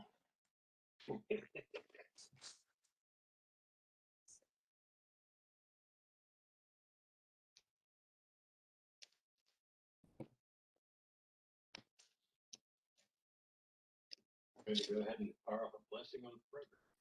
All right, blessing, a bless spell. Okay. John, a blessed spell? Yes. Okay, so with the bless spell, you can get more than just Frederick. He'll be the ones in front then. Okay. So bless spell would affect Frederick, LJ, and Bash. The three of you now have a +1 on saves and to hits. Okay, thank you. Bless spell noted, and pulling up combat matrix. Oh, actually, it's a +1 on saving throws versus fear effects. Just not, yeah. It's just fear effects. So +1 on attack rolls and +1 on fear. Okay. And then next up we have Levrin. Okay. Lev, I don't suppose he can see the golem, can he? No, he cannot. He can see Shame. everybody moving forward. Then he'll move forward and see if he can get advantage on the golem. Okay. This reminds me of something uglier. 50 feet, so Garlus, you would have to have gotten Yeah. there. So Lev, you're going to move up to about where Garlus is? Yeah. Okay. You can't see the golem, but you can definitely see your friends. You have seen a flash of stone, but not enough to get a lock on for a spell. Oh, You know well. the golem is over here, but you cannot quite see him yet. That is the main thing he wants to do. Well, actually, I think I'll use... no, I'm not going to use that just yet. No. All right, Frederick. Okay. Do I see the effects of any of the arrows on the stone golem? No, you do not. You do not see any arrows sticking out of it. You don't see. I'm going to hold action and watch, and if the golem attacks, moves toward the child or us, then I will act. Tell me what your action is if you're going to do that, because you're basically saying you're going to be ready for when the thing happens, but you can't be ready for when the thing happens if you don't tell me what you're going to be ready to do. Okay, I'll Makes be sense? ready to. I'm going to try one volley of arrows. Okay, so you've got a volley of arrows not ready to go. Three of them. Okay. Right. All right. Close it.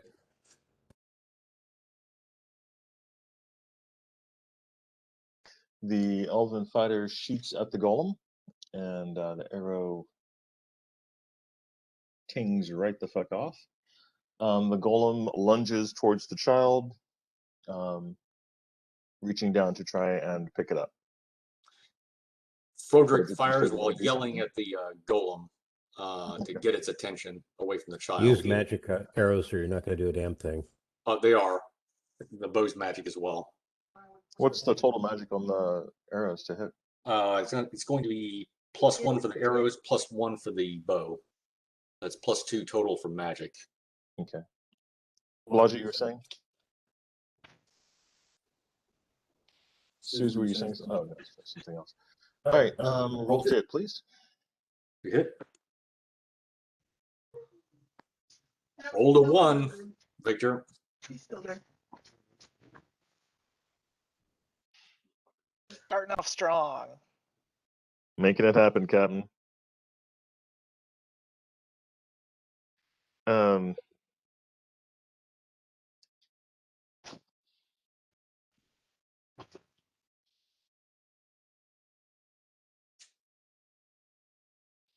You absolutely fumble, all things considered.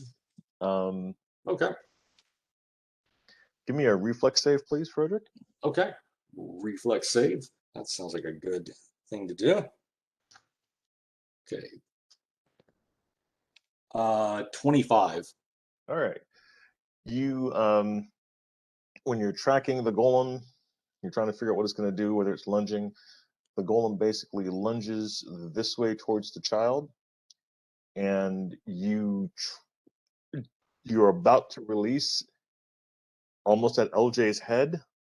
Yeah, that's what I was afraid of. You are on the back of a centaur, and essentially he's as tall as you are, just a little shorter. But you twist away to knot, and you loose 3 arrows into the trees. The golem.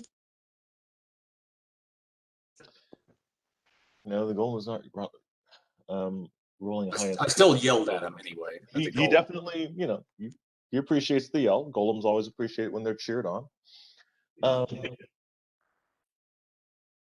He watch me miss. Yeah, he misses the child, and at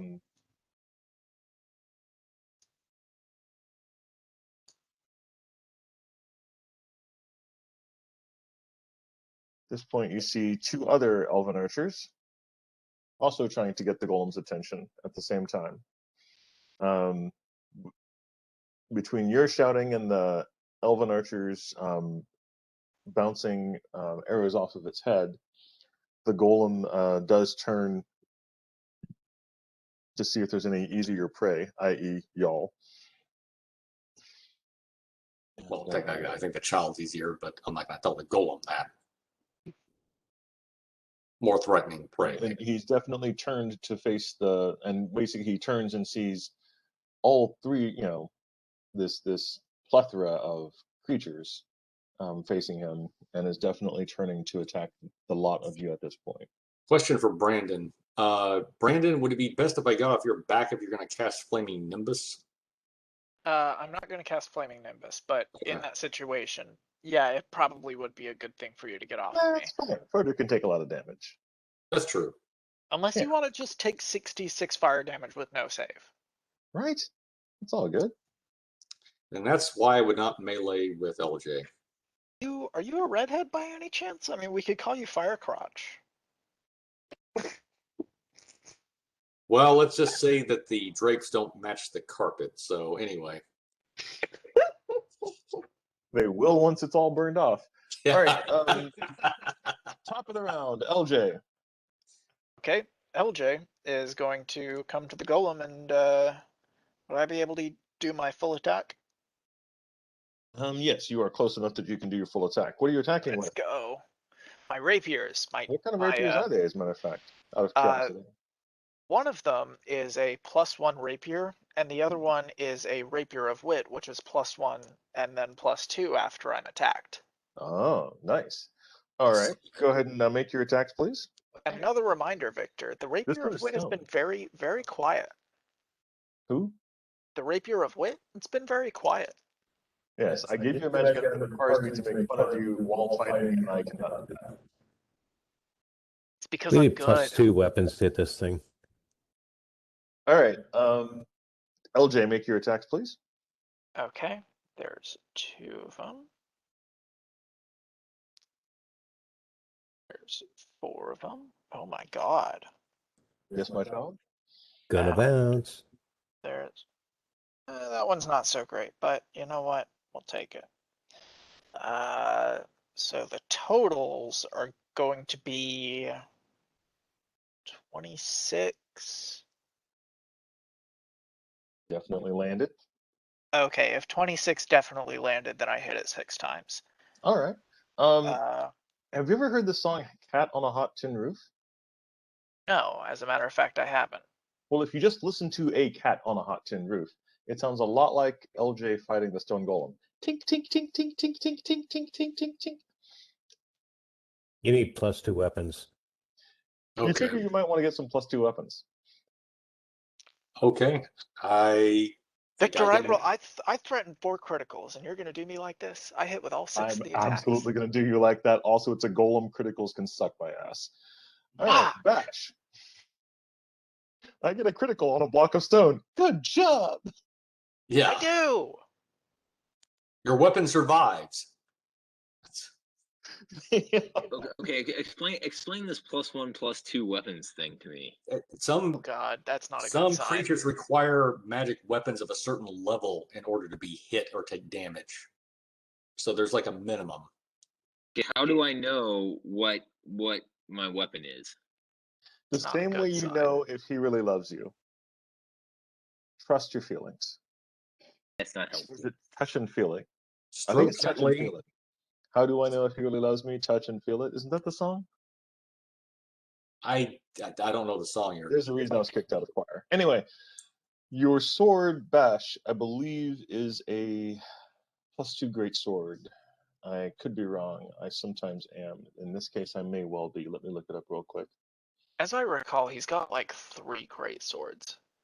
He kind of does at this point. Yeah. The Giant Slayer sword says +2, and I believe if I'm reading this right, my other great sword that I came in the game with also says +2. But like, double check me on that to make sure before I I am go hit double this checking thing. you right now. And just to be nice, I will not flash everyone's character while I do it. I don't know how much that helps. I saw a social security number. Yes, but it wasn't mine. That's all that counts. Identity theft of a character. What are all these charges run up? And it's in a totally different kingdom.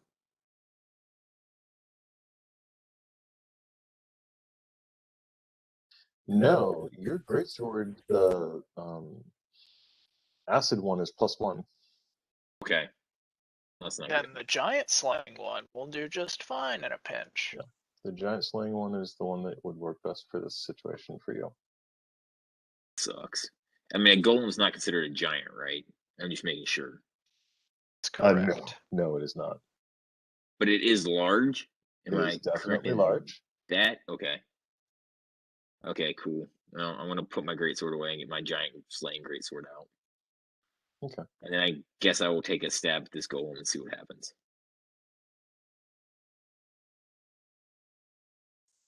All right. Let me see if I can fucking share this thing again. There we go. All right. Roll to hit, please. Bash, where are you? Okay, so if you're charging forward to get it, you can get around. Since LJ has stepped forward into melee, you can get around him. You'll get a 1 attack. Okay, I will do. I got a 36 to hit. Oh All right, Jesus! that definitely hits. Roll him, damage him, sir.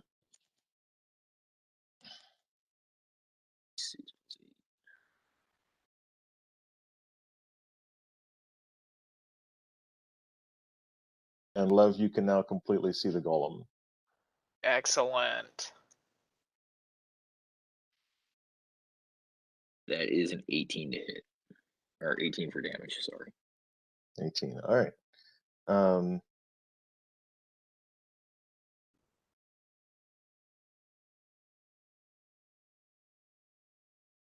And I still have the same amount of hits, right? Like I still have 3 hits. no, basically because you had to charge forward, you moved about Okay. 20 feet, 25 feet. Okay, gotcha. Just, yeah. Other than that, in a normal round of combat, yes, you totally do. Okay, just making sure. That's what I was referring to, but got it. No, no problem. I appreciate it. The moving forward makes sense. Sorry. Yeah, absolutely.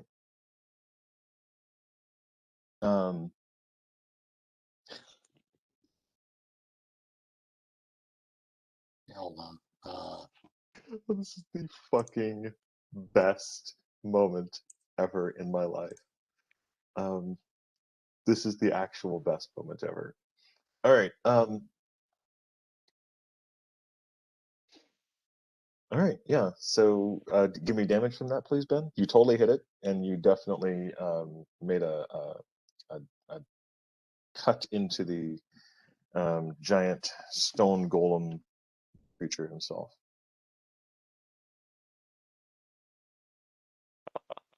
Oh, I just had an idea. Oh, I just had the perfect idea. All right.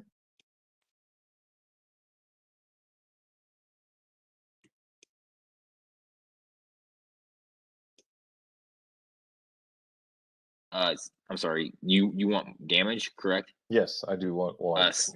you 18. don't have to damage 18 it. for damage. No, You 18. just talk to it very brusquely. Sorry. Conversate your way out of this. You can talk your way out of this combat. Some harsh language. Well, sorry, Ben. What was the damage again? 18. Okay. You definitely made a cut in it. You now have the golem's complete and undivided attention.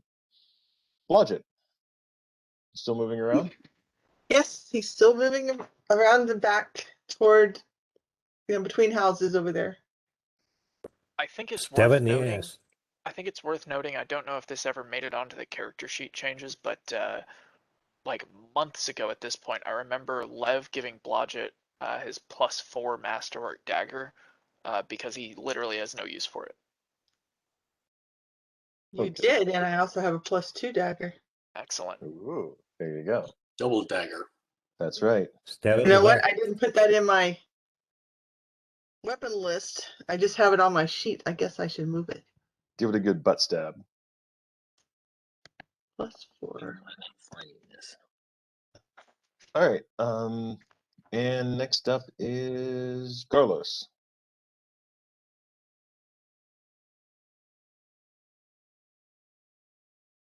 Gonna move forward.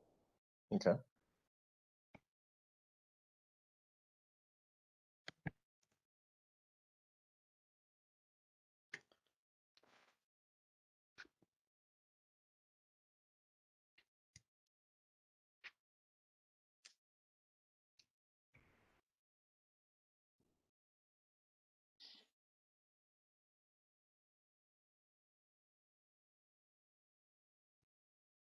Carlos is going to move forward and let everybody know that he has weapons that will affect this thing if they need one.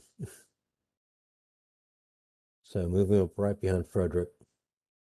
And let everyone know. He has weapons that can actually affect us if they need them.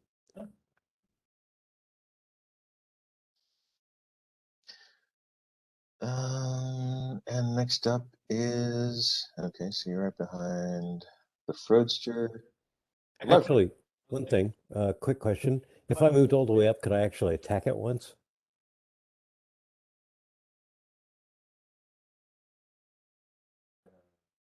Or is that too far? No, because you have to get around the LJ and Bash at the same time. Okay, just move it to supporting position, prepare to attack later. All right. Lev. Lev is going to cast a spell, and it's a very fun spell.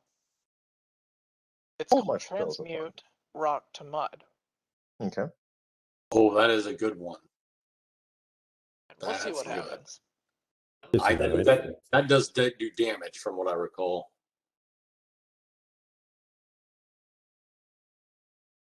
And just to clarify, he's casting it on the golem. Oh, so you're not casting it on shit. Frederick. Okay, I thought you were going to do it on Frederick. No, Me too. I think Victor may have been a little confused. I mean, I bet there are rocks at the bottom of that riverbed to our right. Yeah. But Hold on a second. no, I'm casting it on the golem. Phone. Okay, it is well within range, so that's a good thing. Roll 2d6, please. Let's go. Sleep earlier, cats. That's a 10. Yeah, I'm fine. Yeah. All right. Okay, I'll talk to you tomorrow. Okay. Okay, sorry about that. No problem. Frederick, you're up. Okay. Let's see. 3 volleys of 3 arrows each. Okay, and your arrows are +1 if I remember correctly, yes?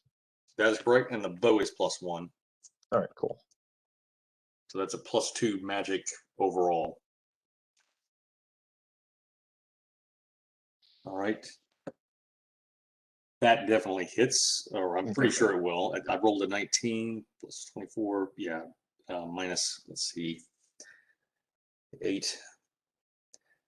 That's going to be, and then +1. Give me a sec here. Tell you what, I'll just keep moving on to the other attacks. Oh 16, 19, 16, and no! Stop! the third one missed. Third Stop. volley missed. Stop! What? I honestly didn't think he would be the first one to do this. The first volley hits, Mhm. and you are fairly surprised because you know you didn't fumble. You know you didn't fumble. You did not screw up. Mhm. You know you were aiming at the golem. You had a dead ass shot at his Right. upper torso. His Okay. upper torso is huge. The 3 arrows that you fire land in the backside of Bash. Roll damage. Really? Okay. Hey, did you factor in the fact that I'm wearing a shield on my back to prevent exactly this from happening? This shield is exactly what is happening. Oh no, it's a shield of backstabbing.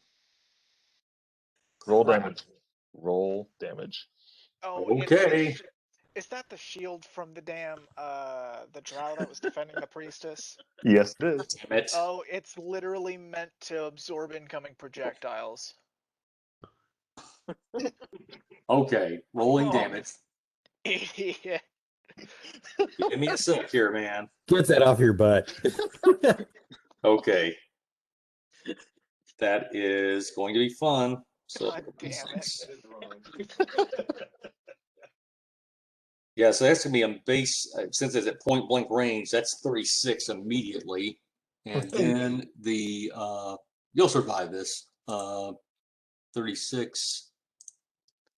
And then plus, when you roll the dice itself, and it's three of them. Okay. And Bash just looks at Froderick and is like, what the fuck? yeah, so plus 13. And plus, so that's 49. Let's see, what am I missing? What am I missing? Joel, did you get a bonus from dexterity? Yes, that's right. What's the dexterity bonus That's for the your 2 damage? hit. That's for 2 hit from dexterity. Doesn't give it's a to hit. Nothing to damage. Yeah, let me look to see Okay, cool. what No, other no problem, damage no problem. applies. Protection from evil would not apply. No. That only, yeah, that's only plus 2 AC anyway. Yeah, Cat's Grace wouldn't apply. I did not cast Magic Weapon Greater yet, so that's fortunate. Yes, That's it is. that's 49 points. Okay. That's hilarious. Oh my god. Awesome. I have a marker next to your name on the character sheets, and I was just waiting for this moment. And the funniest thing is that I assumed Frederick was going to use his hammer because the next thing that happens is what I thought was going to happen first. The 3 archers shoot at the golem, and they are shocked and exclaim when their arrows race towards Bash. What's your armor class again, Bash? Let me double check that. Yeah. Shit. 22. Okay, only one hits you. They add their chorus of sorries to Froderick's. You take 7 points of damage. Sorry. And it was going to be perfect if Froderick, Joel, if you hadn't attacked, it was going to be perfect because, like, you'd be in the middle of combat and all of a sudden, the 3 archers would start shooting Bash. I did start thinking about. And then using the suddenly you hammer. guys would be like, oh my god, these archers are actually on the side of the monsters, and you'd kill the elven archers, and then it'd be like, yeah, this is the best game ever. You've killed a bunch of innocent elves. Okay, Well, somebody who it's actually knows better what's we going on didn't. needs to explain what is to Bash what is happening, because Bash doesn't know anything about this magic crap. Oh my Lord Jesus. Alright. Well, before Bash does. Oh shit, because he's the only one who hit the golem. Froderick No, says, the golem is going to attack Bash. Oh shit. Ben, I honestly feel bad. I really, really do. "Yeah, Oh this my God. is a bit of a harsh deal for Bash, but I'll make it right." Well, it's not your 28 fault. and a 35, Ben. I hit you a bit. Okay. Oh my god. How many hit points do you have left? Because this is going to be brutal. Let me see. I mean, I've got a few. Like, Good. Good. I don't feel as I bad. mean, I don't know that that's going to change anything. I've got 88 hit points left. I'm okay for a moment. All right. See Yeah. how- You'll survive this See how round. long it lasts for. Because he is a stone golem. So. Oh, and he rolled low. He rolled low. Only rolled 13 on the dice. So that's 31 points of damage. 31. All right. And then everyone gets to save versus everyone gets to give me a will save. That's for oh, sorry. Yeah. Dubstep toe. That is for Bash, LJ, and Frodrick.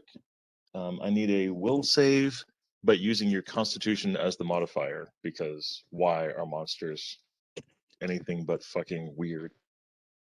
Okay, what's the? Is it a spell effect then, Victor? Yeah, it's a spell. Okay, all right. That's all I need to know. What do you mean? Okay, so how do I Well, roll in this? this ability, but yeah, it's a spell. 16.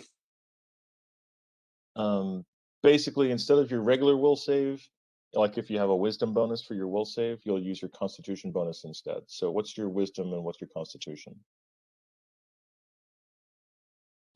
Constitution is 18.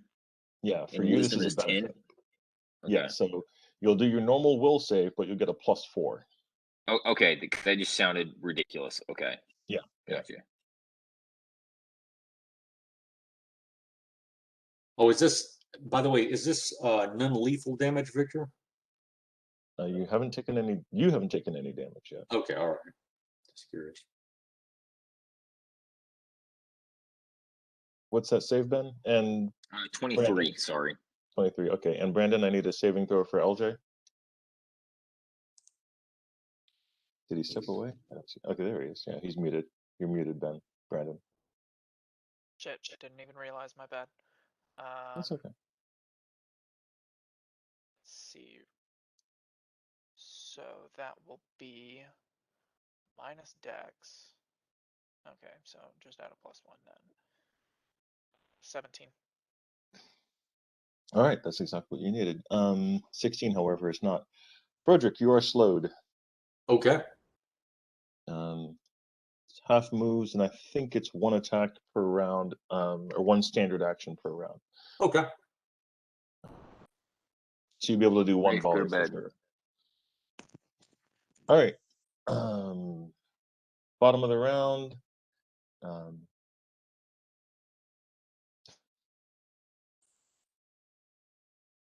You guys see the child running away. He runs this way, and then he runs right back that way.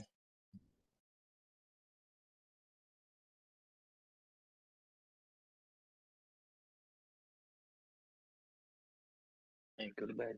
I didn't think it'd be that much of a damage, but it's more dangerous than I thought. All right, so behind the child running the opposite way is a clay golem.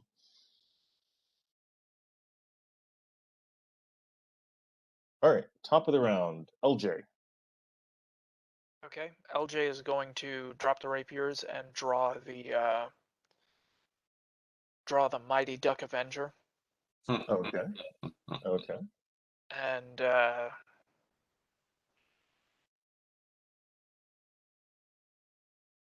Mighty blow. will- Mighty blow. yeah, I will attack Mighty the quack. Mighty quack. I'll Quack, attack the quack. golem Sorry. with both of my attacks.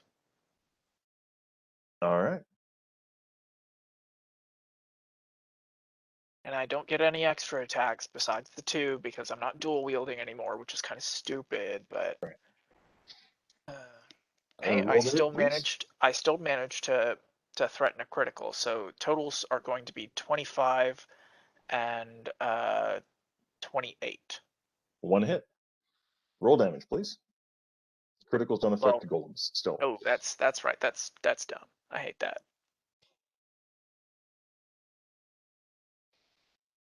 That makes sense, actually. 10 You plus. hit the golem in the lowdowns. So that's The going to golem be notices he doesn't that's have going to be it. 14 damage. All right. Thank you, sir.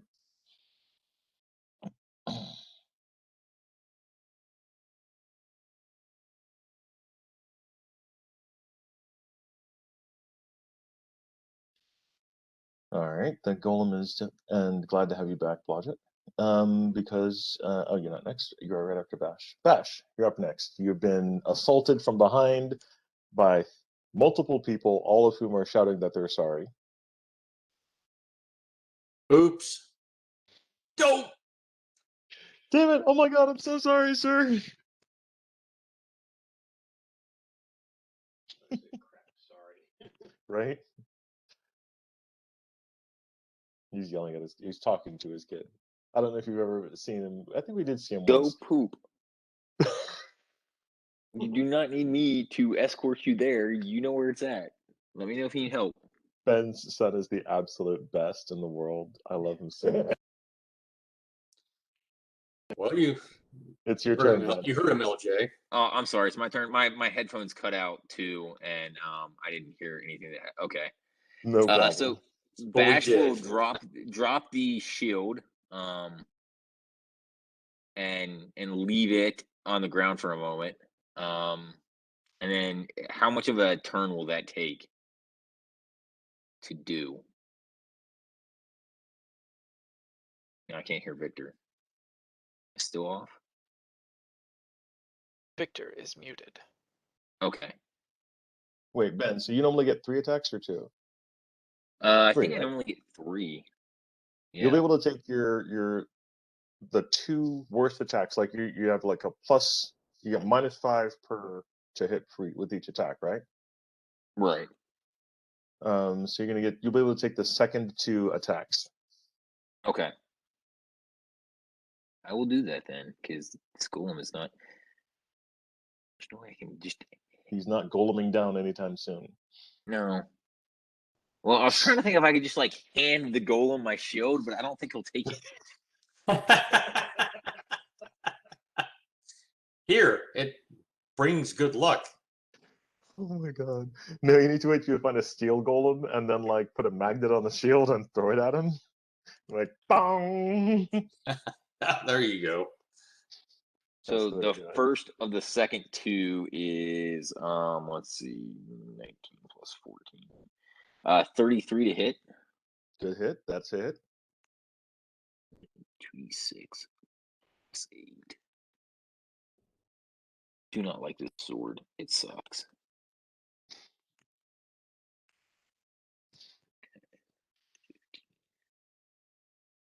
17 for damage on that one. All right.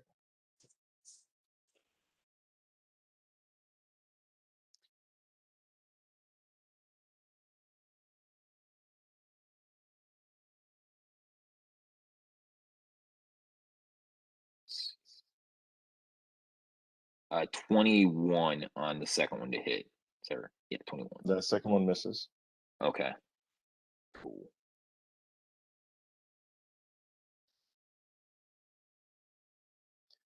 All right. Blodgett.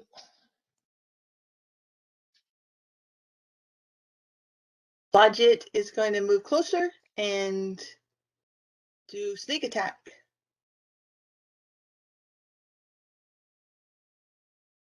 You can. Okay. Yeah, I'll let you do that. You can move up and sneak attack this round. And you're using, if I heard the background note correctly, you're using the +4 dagger? Yes. And a plus Alright. 2 dagger. Ah, well then. You'll be able to get off 1 strike with each of them. Right. Roll to it, please. So 14.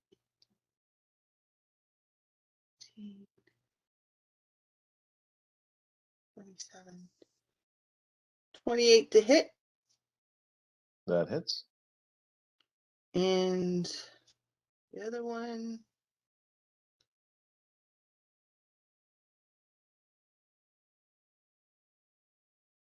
just at 20. That's a miss. Right. That's okay. Roll them damage him, please.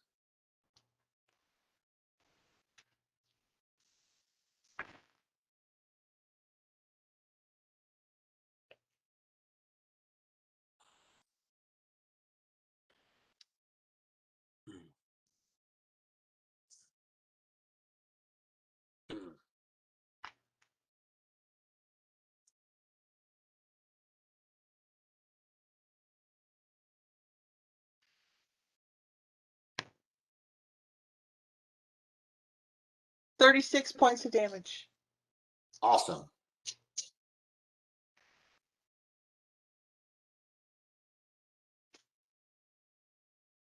All right, that's a pretty good bit of damage. Was part of that the sneak attack damage? Yes. Mm-hmm. And I Let me guess. Golems aren't tumble out of subject the to way sneak if attack. possible. Unless I'm mistaken, they are not. Gonna sneak baby attackable. rage.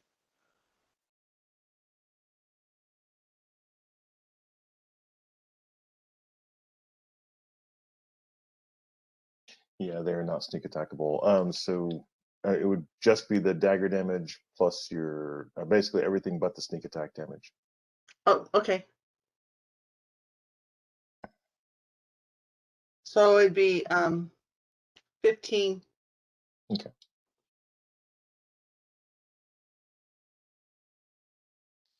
All right. All right. The golem is definitely, got a few cuts in him. He's not happy about it. Doesn't really know which way is around, which way is up, which way is down. Garlos, your turn. Your move. Okay, I'm moving. I think he'd already moved up to position. Yes. Yeah. He's moving in and attacking, so he's there. Laying into him with the +2 giant slaying sword. Ah, there you go. Yes. Be a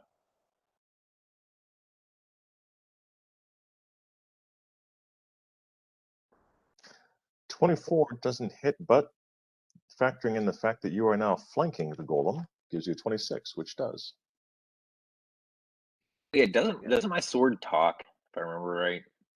Doesn't it have a bit of an Oh, attitude? you're using that one. Yeah, it's the Yes, now that I think that's about right. it, Yes, but It's giving only me on crap. Russian chat panels, porn related. No, this is the sword. No. I thought you guys gave that sword that talked. You spoke. You gave that one to Tim.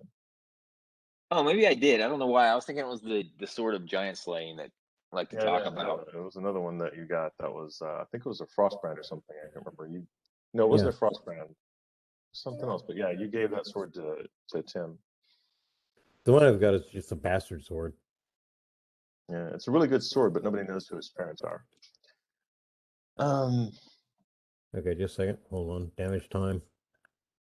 Yeah, damage me, man. It's gonna be 8 plus 2 plus 1. 9 points. 9 points. All right. Yay. Hey, 9 is 9, man. Damage is damage. All right. The next up is Levrin. Okay. There's not really a lot of spells I can cast against this thing because I know that golems are fucking bitches with magic. Is the stone golem significantly taller than LJ? No. He's only 9 feet tall. Oh, so yeah, he's 9 feet tall. Okay.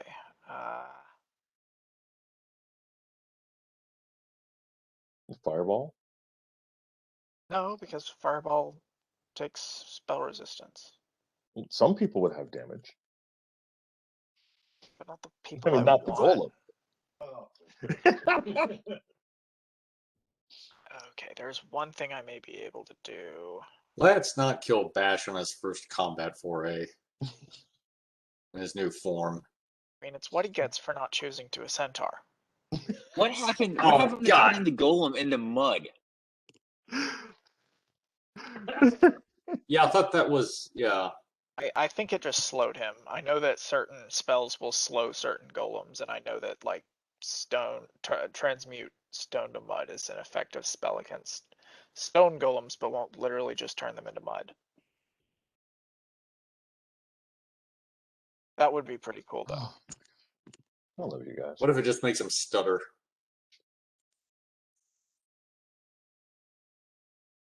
Or slur, really.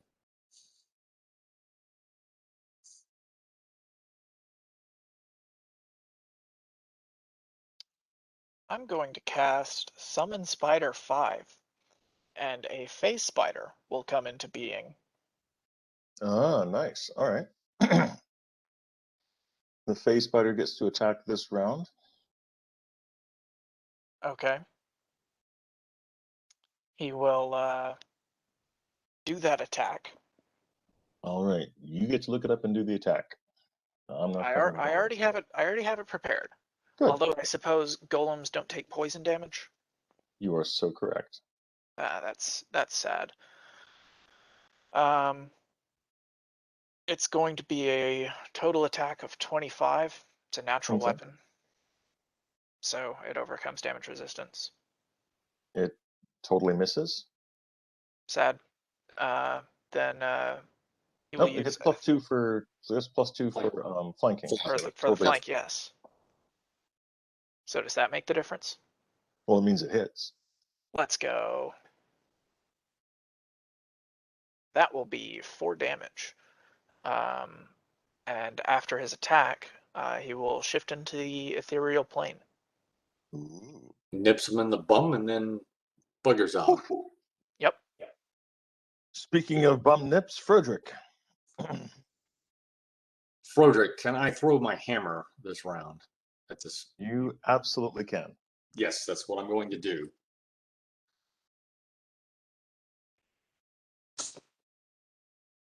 And that is going to be, see, I got to look up at 34, but the golems are not evil, right? They're neutral. That is correct. Okay. 34. Yeah, so 34 hits, unless I'm mistaken. I can't think of any minuses I've got. Nope, it does hit. Okay, all right, and it does the 3d8 plus 5. Yeah. Okay. No. I think thrown it does, but maybe you correct me. You tell me what the.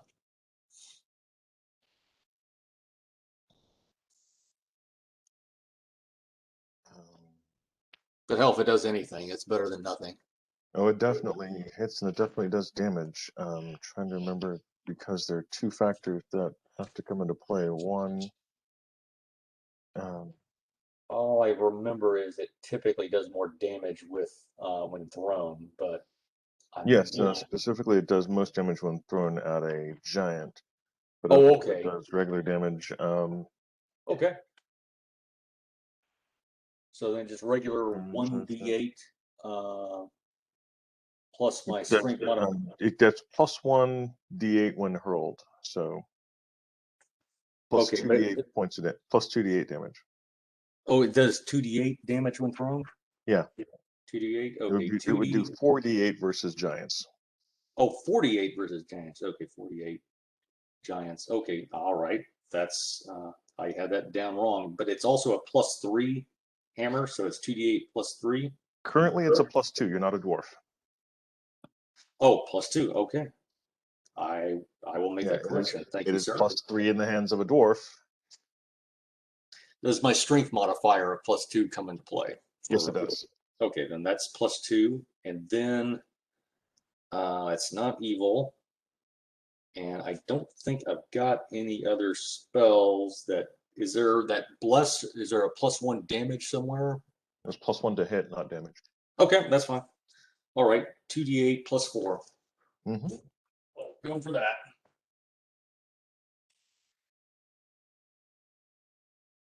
Oh wait, I need an Excel spreadsheet. Hold on. I mean, they're very helpful to have, you know.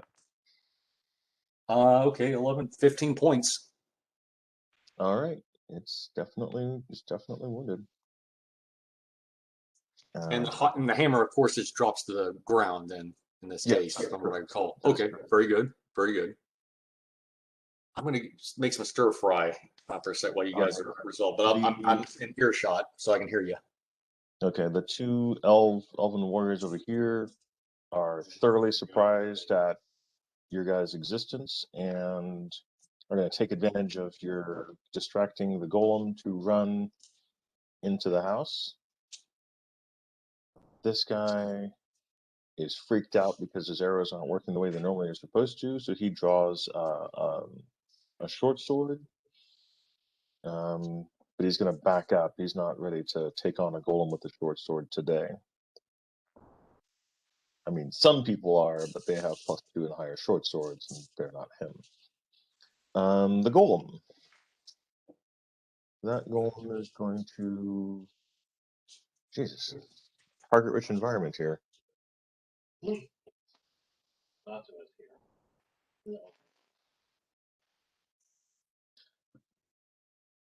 I rolled a 4, Blodgett.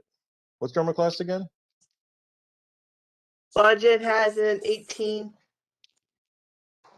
Oh, I hit you. I would hit you on a 2 and higher. Yeah. Blodgett, the price of combat. I guess Blodgett needs to find some magical AC something. 41 points of damage, sir. Okay. And you see behind you guys, behind the stone golem, you see the clay golem chase the child up to the edge of the house and look dumbfounded when the child runs inside the house because the two elven warriors open the door to escort the child inside. So the clay golem stands and looks around and spies the rest of you fighting the stone golem, and now suddenly is like, oh, there's other people to fight. You see him say, "Want to fight? Want to fight? Fight me." All right. Sorry. That's Police Academy. Very funny scene. Right. You had to be there. Zug. So, all right. Top of the round is going to be LJ, but before LJ goes, I'm going to run and change some clothes out of a dryer. So figure out what you guys want to do for this round. I'll be right back.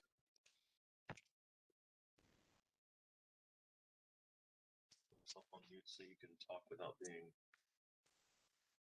Hey, Brandon. Yeah. Had an Blodgett's idea. gonna. What's the idea? Oh, I'm sorry. No, go ahead. I was gonna. I can cast magic weapon greater on one of your rapiers so that you can be effective in melee. Is that good enough, or is that worth it, or do you want to go another route? Let me look up what magic weapon greater does. It will make one of your rapiers +2 magic enhancement, and it lasts for several hours. Actually, it would be +3 because you're level 12, as I recall. Yeah. Would you like me to? If so, then what you can do is hold your action, and then I can cast it, and you can start cutting away.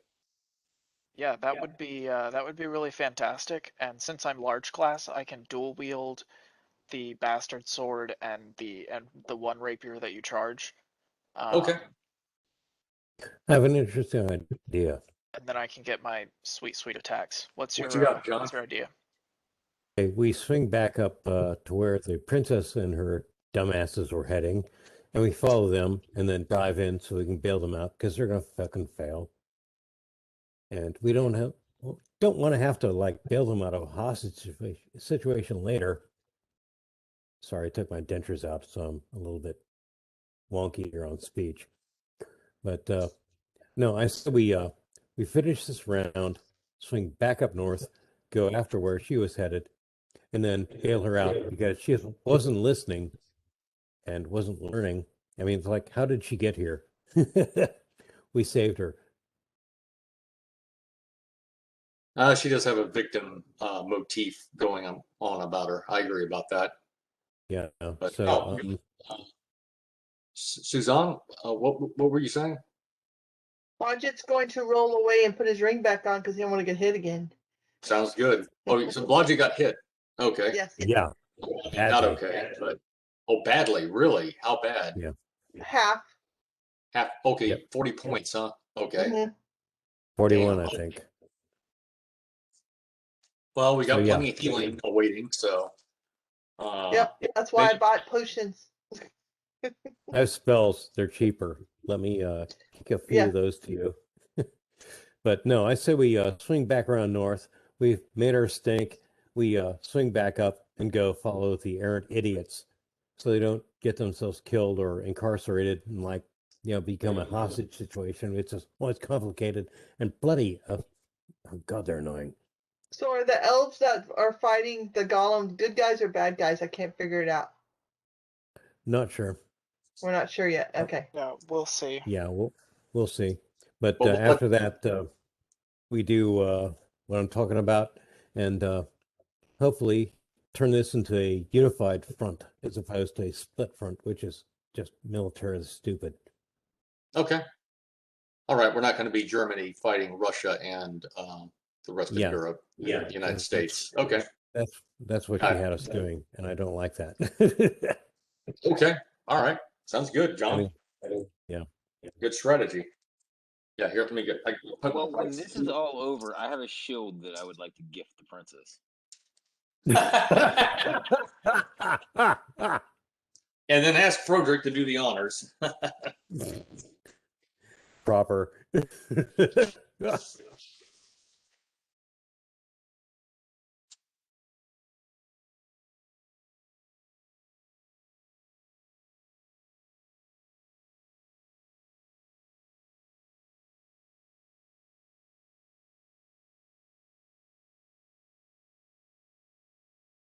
That's how we're gonna play it. Then I need to figure out what the bonuses are going to be for the bastard sword.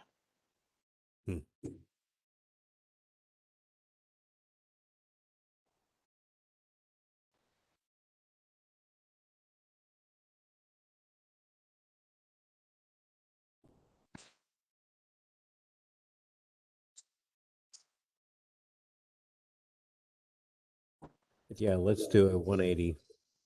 This ought to be really fucking fun. I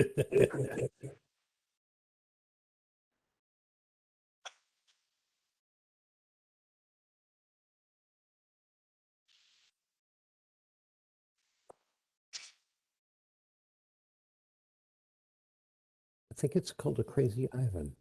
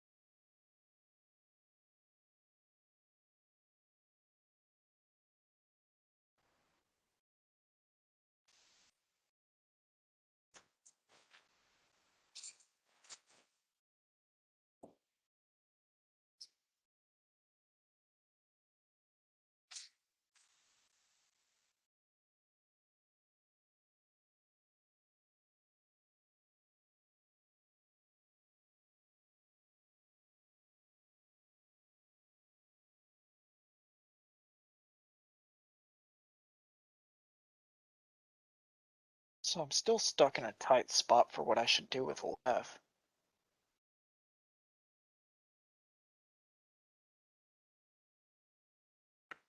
I think Disintegrate is one of those good spells to use against clay golems.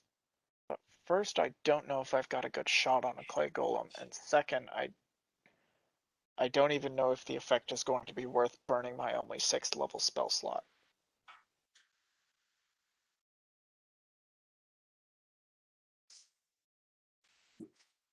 You know what? I can use Dragon's Breath. Never mind. Well, no, the reason I didn't do that last time is because LJ is too fucking tall. Shit.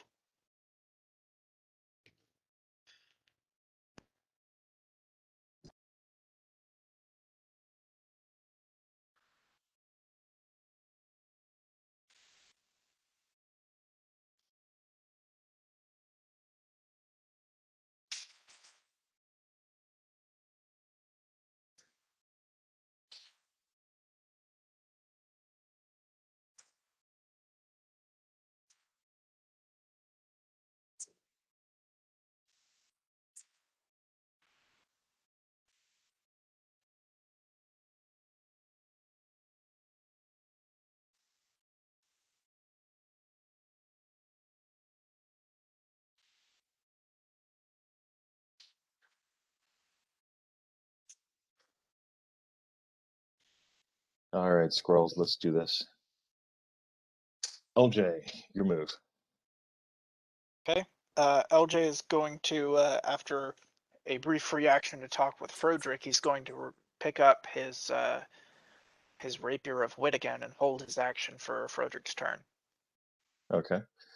Bash.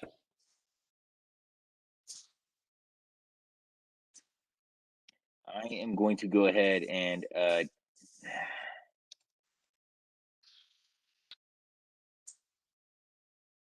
I'm going to go ahead and I guess attack the golem again. All right, roll him to hit him. You'll be able to get your full attack on this one.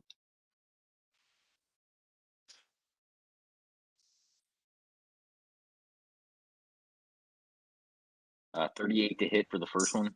Hits.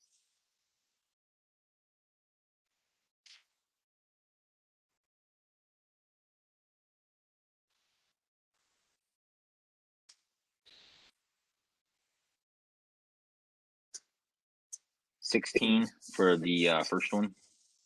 For damage? Ben, was that Yes. 16 damage? Yes. Okay. 16 damage, sorry. All right. The golem becomes inert and slowly starts to buckle a little bit. You have defeated it. Little X's over the eyes and everything. It's much bigger than it needed to be, actually. It's not that big. That's about the size of the golem. Sorry. I was oversizing my golem. I apologize. Bash slays the golem. His giant slaying sword takes the last bite, and the golem's eyes lose their unnatural glow as the creature leans over to the side and thuds to the ground. Thunk. Kaboom. Golem fall, go boom. Blodgett, your move, my good sir. A phase spider has appeared to the left of you, but it appears to be obeying the commands of a friend of yours. Actually, it would no longer be there. Oh, that's right. It had appeared and then disappeared. Further to the left, beyond the phase spider, you can see a clay golem that has turned its attention to the party and is now looking at the four of you.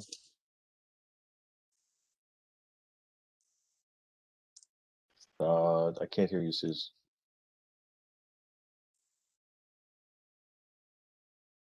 All right, Suze may be doing something. Frodrick, sorry, Garlos. Garlos just stepped out. Lev.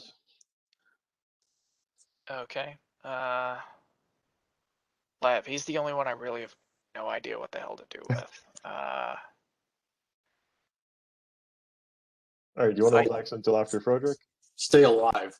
Yeah, I'm going to have Lev hold his action for now, and I'm going to use the phase spider to go behind the clay golems and hold his action until the clay golems are engaged. It's only one clay golem. Oh, then what's the other red face? The phase spider. Oh, see, I thought that was an enemy. Because it's red. Perhaps Ran out of faces. All right. Frederick. Well, LJ, you wanna do this? Yeah, LJ's holding Okay. his action right now specifically for this. Okay.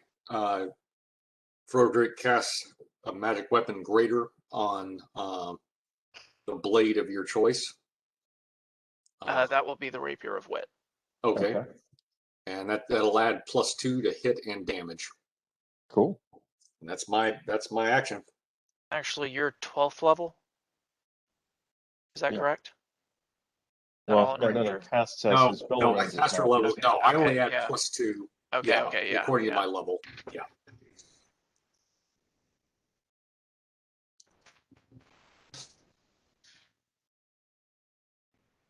And LJ does what? LJ is going to come at the clay golem with the bastard sword in one hand and the Rapier of Wit in the other. Oh, nice. All right.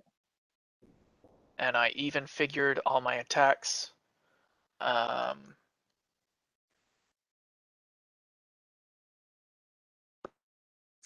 Considering all my feats and things, I'm back to 6 attacks. Good.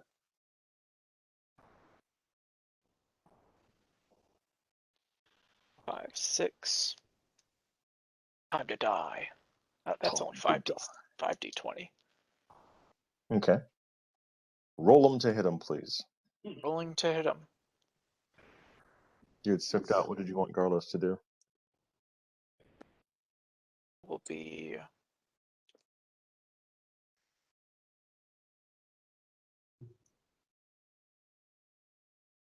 Does a 26 hit, Victor?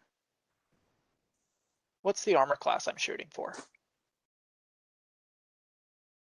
The armor class of this guy is 22. Okay, so that'll be 26, 25.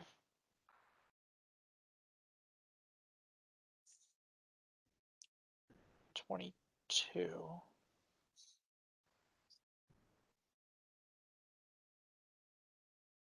26, that threatens to crit. Or no, it fucking doesn't, because it's a golem.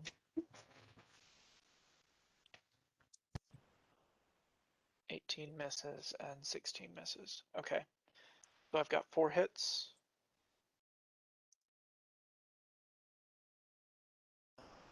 Bastard sword does 2d8, which is pretty cool.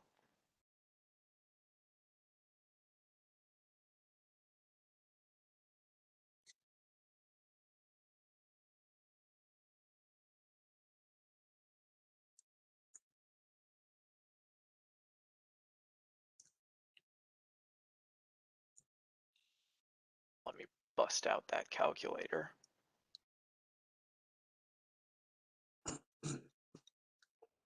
Seven plus 7.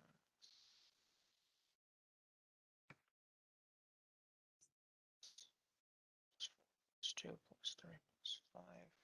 That's 49 damage. Now we're talking. Excellent.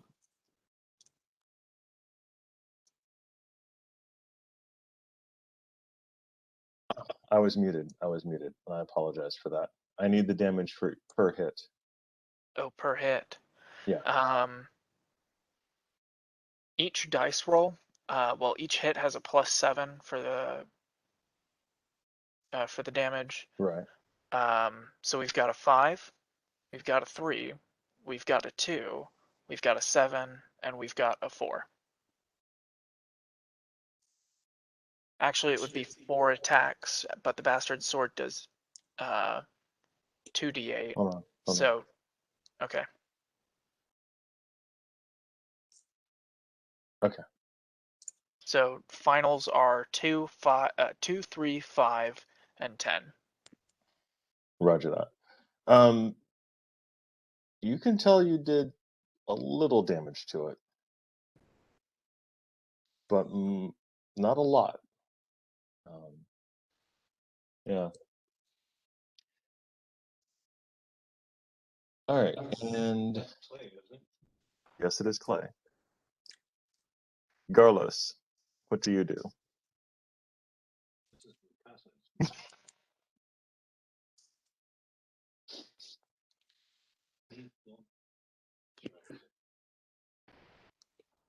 Carlos is correct.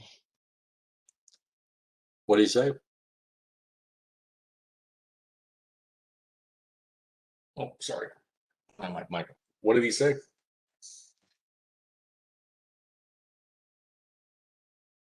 Yeah. Sharp instruments, 1 point each. You get a mace, a hammer, or something, that does full damage. It's clay.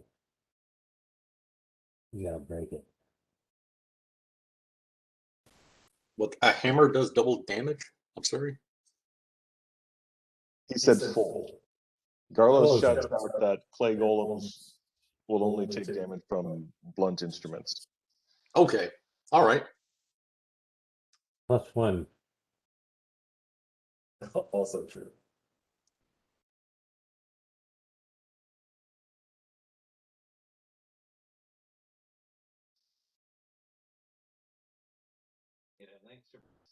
All right, the clay golem seems to be almost happy, if clay golems had smiles, that it is finally getting actually attacked as it attacks LJ back. What's your armor class, LJ? LJ's armor class is 30. All right. It misses you the first round. And it doesn't go crazy. So, well, such is life.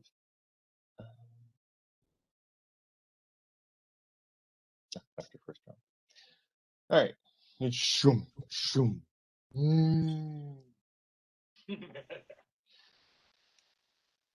And top of the round, back up to the top actually, is LJ once again.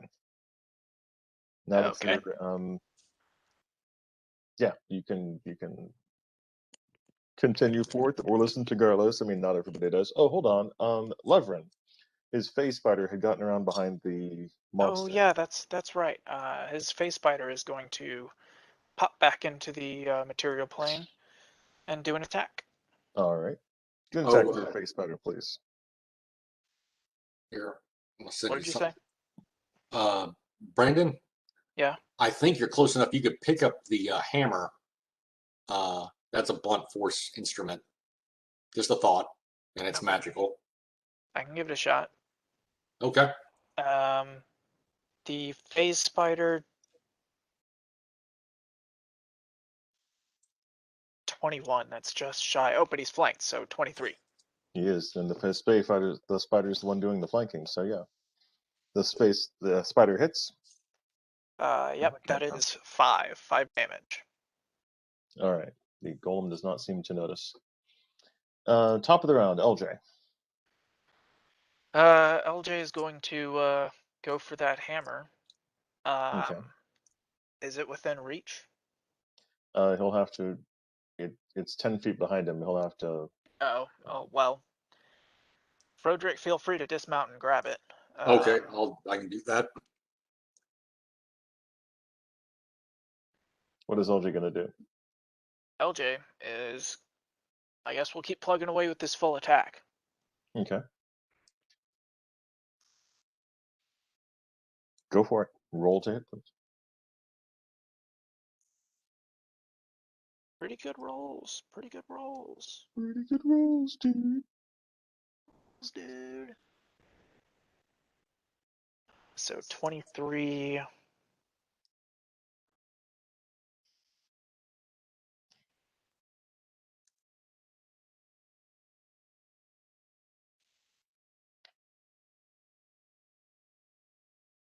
Wow.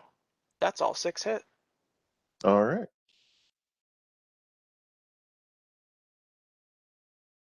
So 1, 2, 3, 4.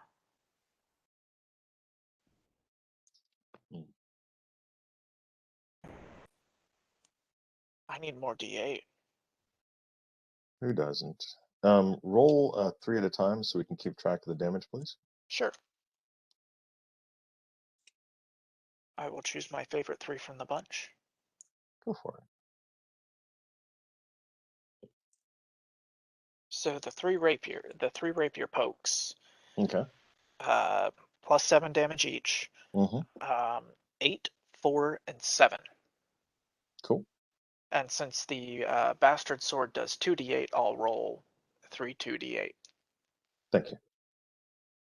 So that will be 8, again plus 7, 6, and 10.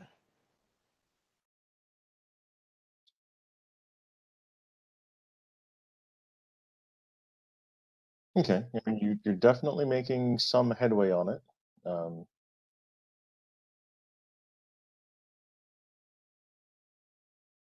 Yeah, you're definitely making some headway on it. Not a whole lot, but you're definitely getting in there. And next up is Bash. You're muted, but I can see you. Sorry, how close am I to this other? Wait, did you attack last round? The last time I attacked, the golem fell down dead. Oh, right. That's right. What was your question? Are you able to? You're about 20 feet away. Okay, so You I can do get a there. move and then you can make one attack. You can do a move and attack. Let's do that. That's fine. Okay. All right. Armor class is 22. You'll be able to make one attack. That's going to be 30 to hit. That hits.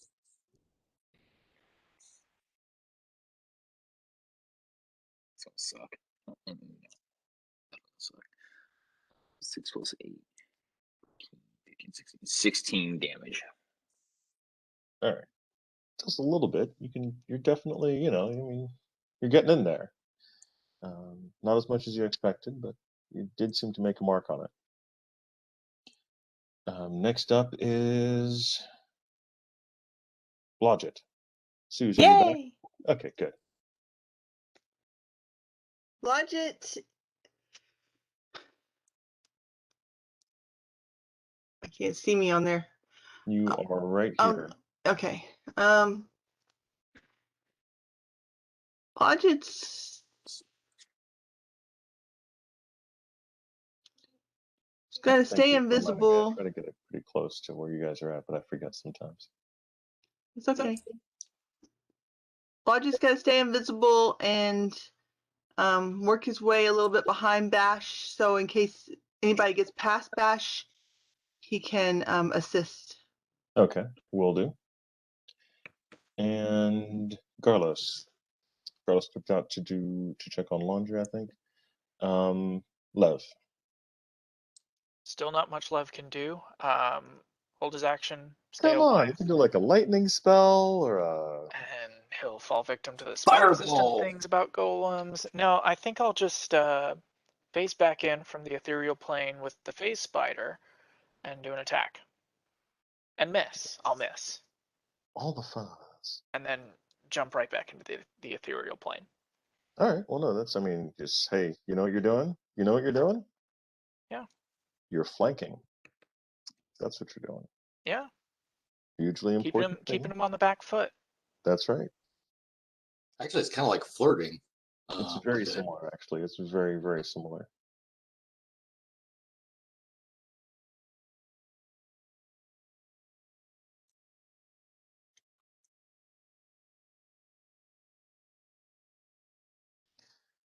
All right.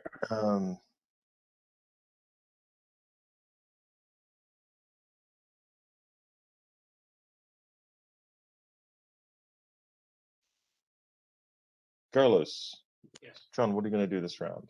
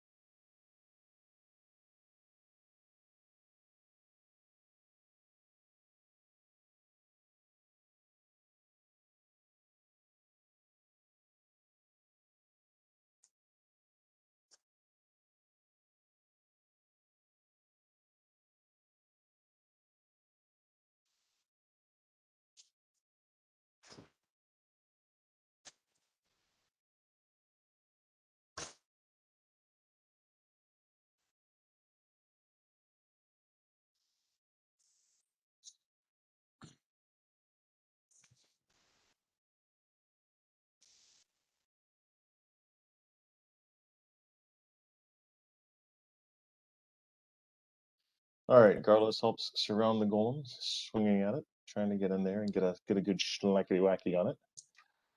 He does not succeed in schlackety whacking, but he's close, very close to the schlackety whacker. Ooh, oh, so close. All right, the golem seems to be happy now. It's smiling. It seems to be attacking even faster than it did before previously. Did anybody actually hit it and do real damage, or just flippity floppities? It's a valid question. Basically, Bash and LJ are the two. So Bash, what's your armor class? I can't hear you, Ben. Sorry. 22. Oh, no, yeah. Actually, I had that on. No, yeah. No, I didn't have that on. Let me put that on there so I stop asking you every 5 fucking seconds. And then LJ, what's your armor class? Is it still 34? No, 30. 30. All right. Okay. So I've got enough attacks that I'll do 2 and 1. 2 to LJ, 1 to Bash. Oh, all right. So that's 26. So that's gonna hit you, Bash. LJ got missed like a fucking annoying player character. I rolled 3s. I rolled 2 3s, so that didn't do anything for me. All right, so Bash, 16 points of damage. All right.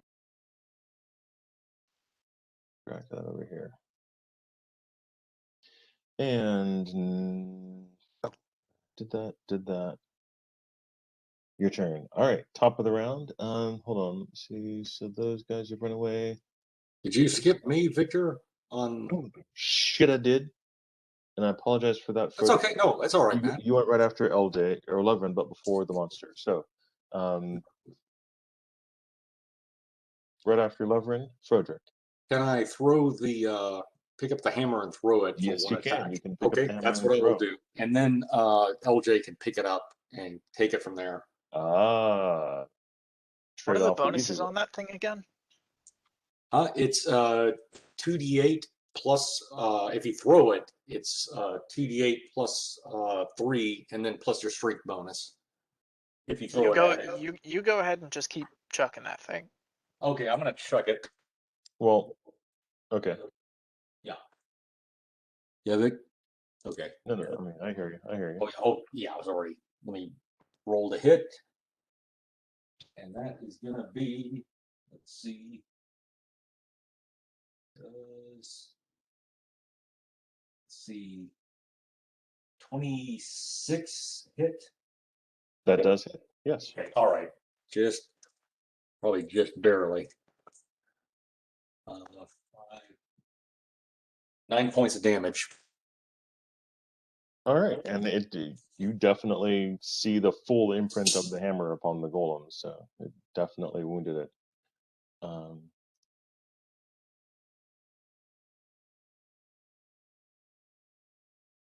And okay, so the golem then attacked Bash and LJ, and the elven fighter is basically standing looking thoroughly amazed at the party. He's too low level to actually do anything of benefit and help. Lev. Yeah, that's right. Your face spider attacked and missed. Yep. All right, top of the round is LJ. We'll keep doing it. All right, give it a Keep shot. bringing it to LJ's turn, and I'll keep rolling 60-20. You got this. By the way, his armor class is now 24. That sucks. Well, that happens. He's moving faster for some reason. I'm not sure why. He's a sadomasochist. He loves pain. Makes him go faster. Pain makes me go Can I have fast. Lev jump in? I have an action I'd like him to take. Sure. Can he see the golem? Yeah. He's gonna cast Dispel Magic on the golem. Okay. That's a cool idea.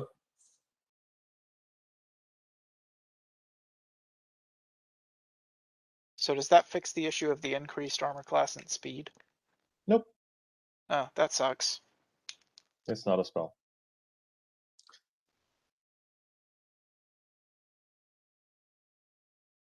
Pretty mixed rolls.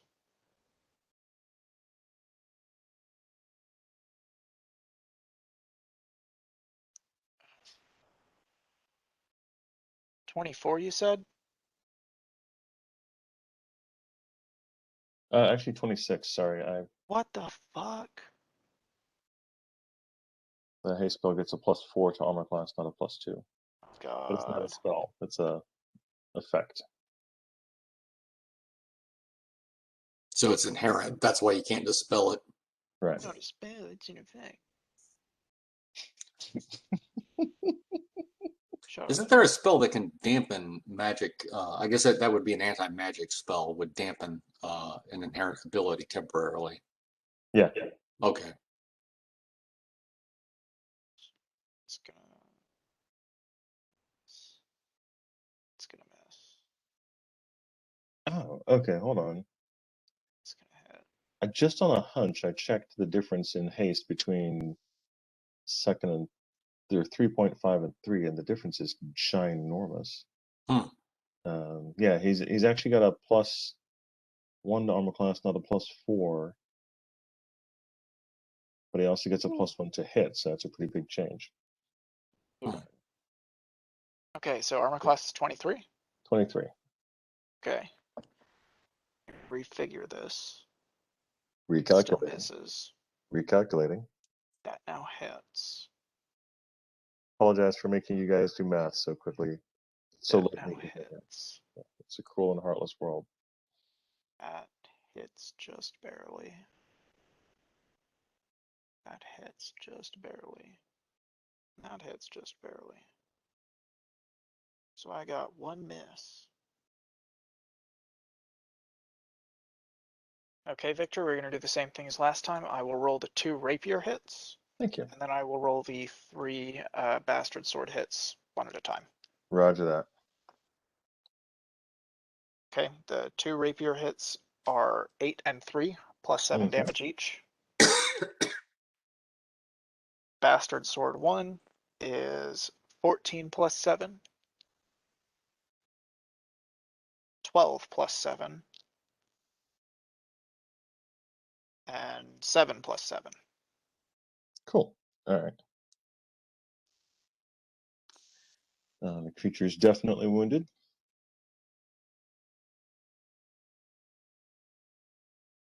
Not a huge amount, but it's definitely, you can see you're making some kind of cuts in there. You're getting some little plinks in there. You're making stuff happen. Definitely a good thing you got going on. It's Mr. Bill. Bash, your turn. I am going to go ahead and attack. Okay.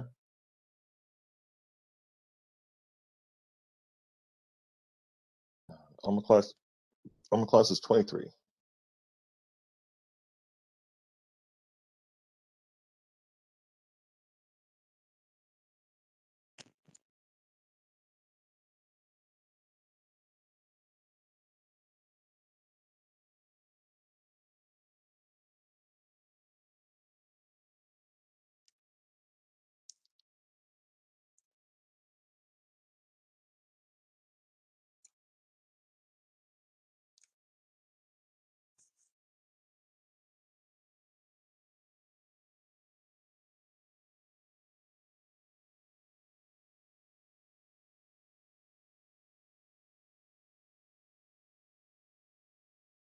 Bash go smash.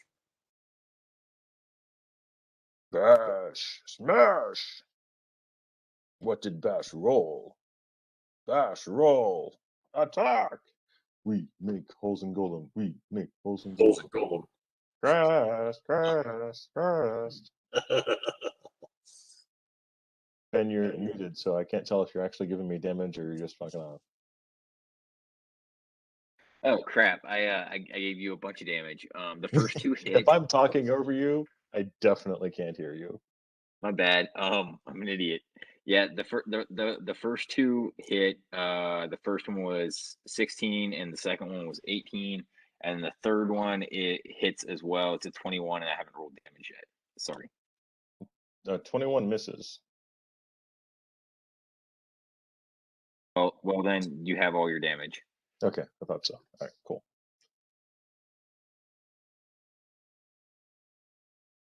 Blodger. Yes, does Bodget have an opportunity? I don't think so. Well, I mean, you can get in there and schnackety schnackety whackety whackety. Schnickety schnoops. Collects. Schnickety snacks. And these are still golems, or It's still a golem. It's one clay golem. it's just? I thought he got turned to mud. No, that was the stone golem that Bash killed. Okay, so this is a what golem? A clay. Oh, clay. Mm-hmm. Hit class. Armor class. His DC is still too high. It's pretty high. 23. Yeah, I know. It's like the rent. The DC is too high. The DC in this monster is too damn high. So it had to move out due to rent increase or Mhm. AC increase. Had to move out due to armor class increase. Yeah, it's the spell called gentrify. Yeah, Hey, I think I'm still gonna wait for him to try and go past Bash, unless Bash is really injured really badly. He is. Bash looks actually. fine. Is? Yes, he is. Well, Healing him would be a good idea. Yeah, I can But pour a you've got potion down his throat. You got like what, 6 points, 16 points left, 30? I can pour a cure serious down his throat. It's a few more than that, but it's not great. You cannot pour a potion down another player's throat. No, but I when can they're give it trying to him, dodge. right? You can definitely give it to him. He has a potion of his own though. And I think he's got his hands full with both swords, I think. If Ben wants to attempt to drink a potion while fighting, the appropriate level of minuses will be engaged. They're not insignificant. Well, I can't help him because I'm not a magic user, so I can't. That's okay. Maybe Alright. distract the golem or something. I don't know. That may I'm work. gonna try and shoot the golem with my crossbow. Okay.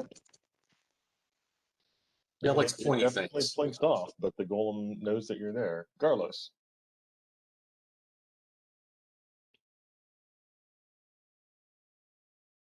John? He's pulling his stuff up. Oh, okay. So I rolled a 22. Does that hit with the crossbow, or does it have to be magical? It hits, but it has no effect. Okay. Oh no, actually, yeah, the 22 will hit because of your flanking, but it does not have an effect because it is not magical. Right. Okay, total. But it looks funny with a bolt poking out of its head. That hits. Garlos comes in, gives the old snickerty snack.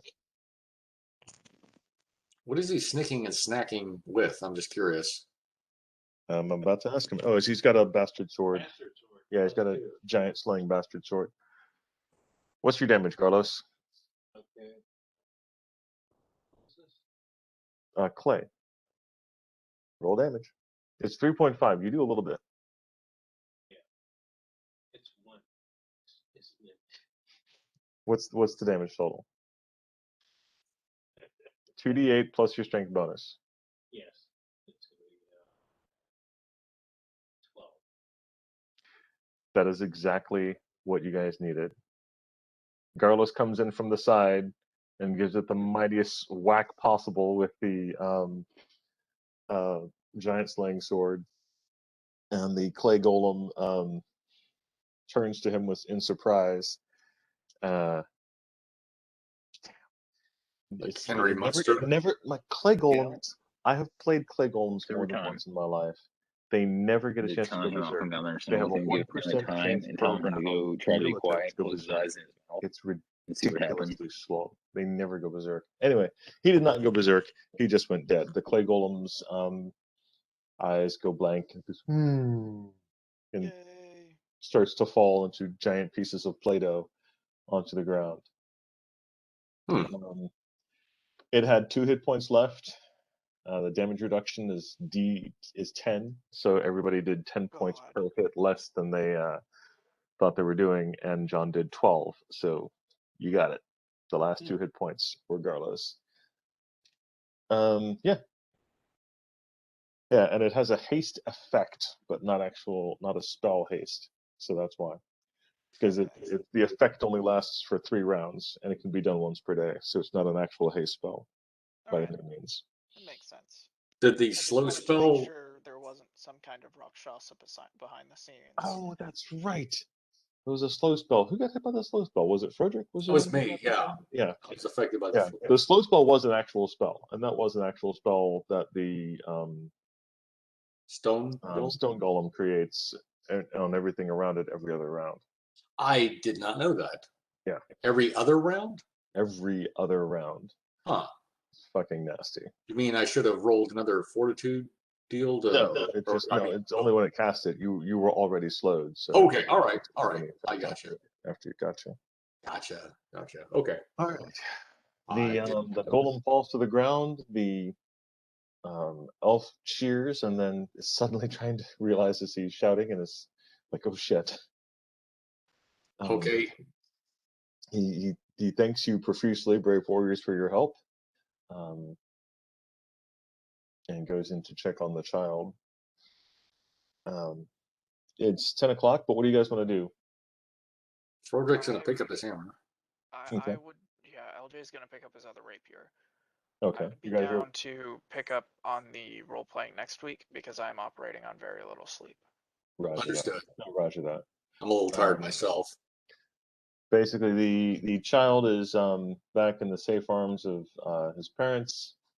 The elven warriors thank you guys profusely, and say that they'll keep trying to guard from less dangerous things in this area of town. Oh, one other thing. So Bash, you're getting rid of that shield, right? Like you threw it down or whatever. I did drop it. I would like to pick it and keep it somewhere. I might like tie a string to it and just drag it around by my foot because I feel like that's going to make a great gift at some point. Well, just kind of let me know in the future because it attracts arrows. So I need to kind of. Yeah, I've realized that it might. Actually, you know what? We have a bag of holding. I'll just put it in there for now. I can put it in the bag of holding. You can do that. Okay. I guess it won't attract arrows in there because that'd be kind of cool if it did. It would actually. Be pretty cool. That would be funny. Cool. All of our magic items have arrows in it. Yeah.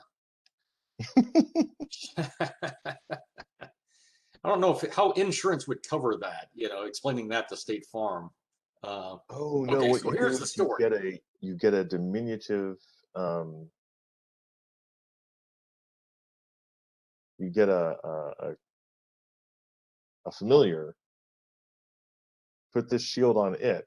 Have the familiar go and jump onto a monster, and then everything's attracted to the monster because of the familiar.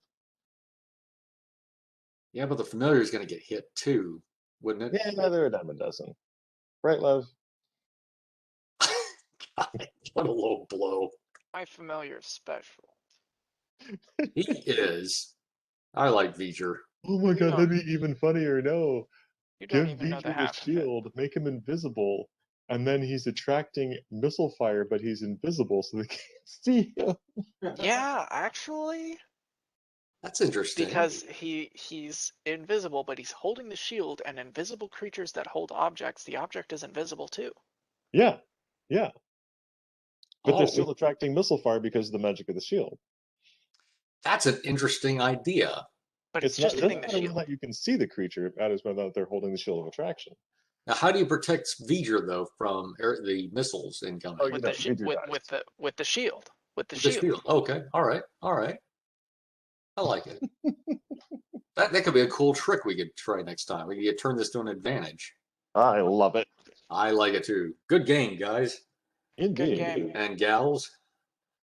Sorry, Susie. I don't know what to regard because your character's male, so. Yeah, my character's male. You can call me whatever. Okay. All right.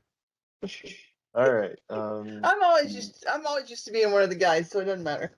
Okay, that's cool.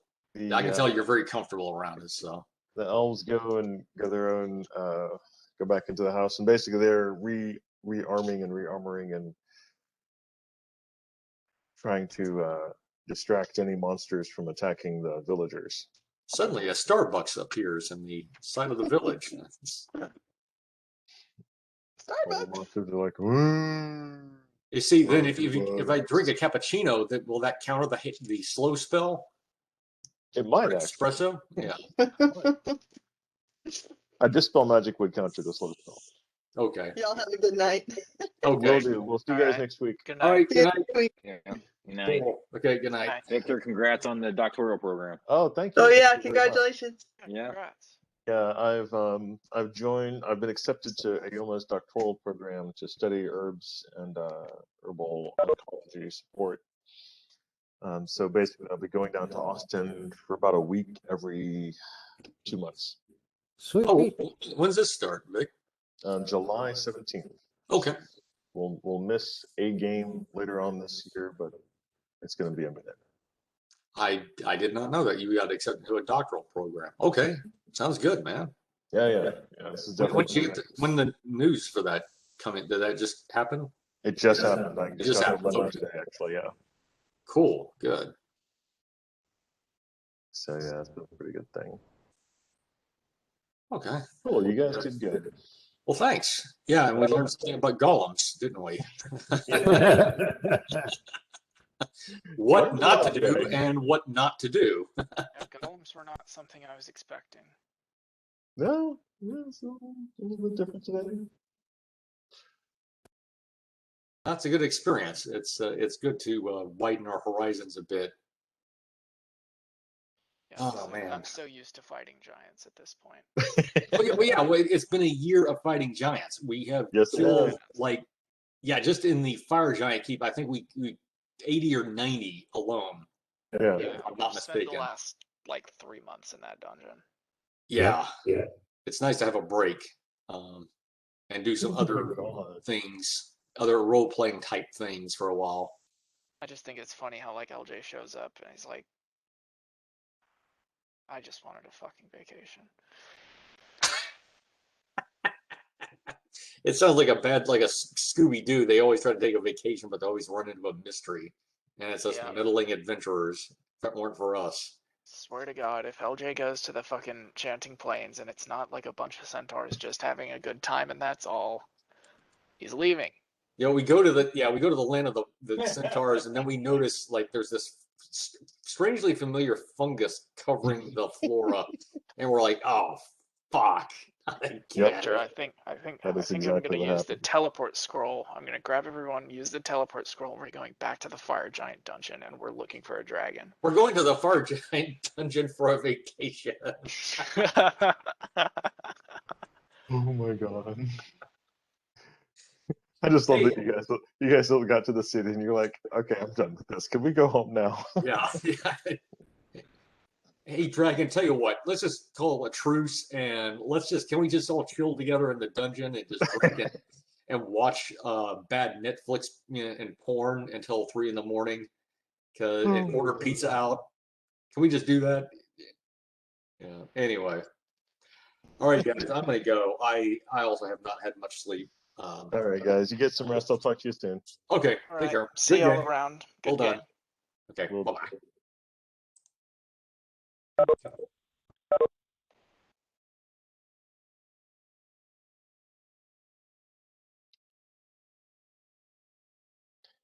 I wonder if I should ever tell the party that this adventure is based entirely on Baldur's Gate 2.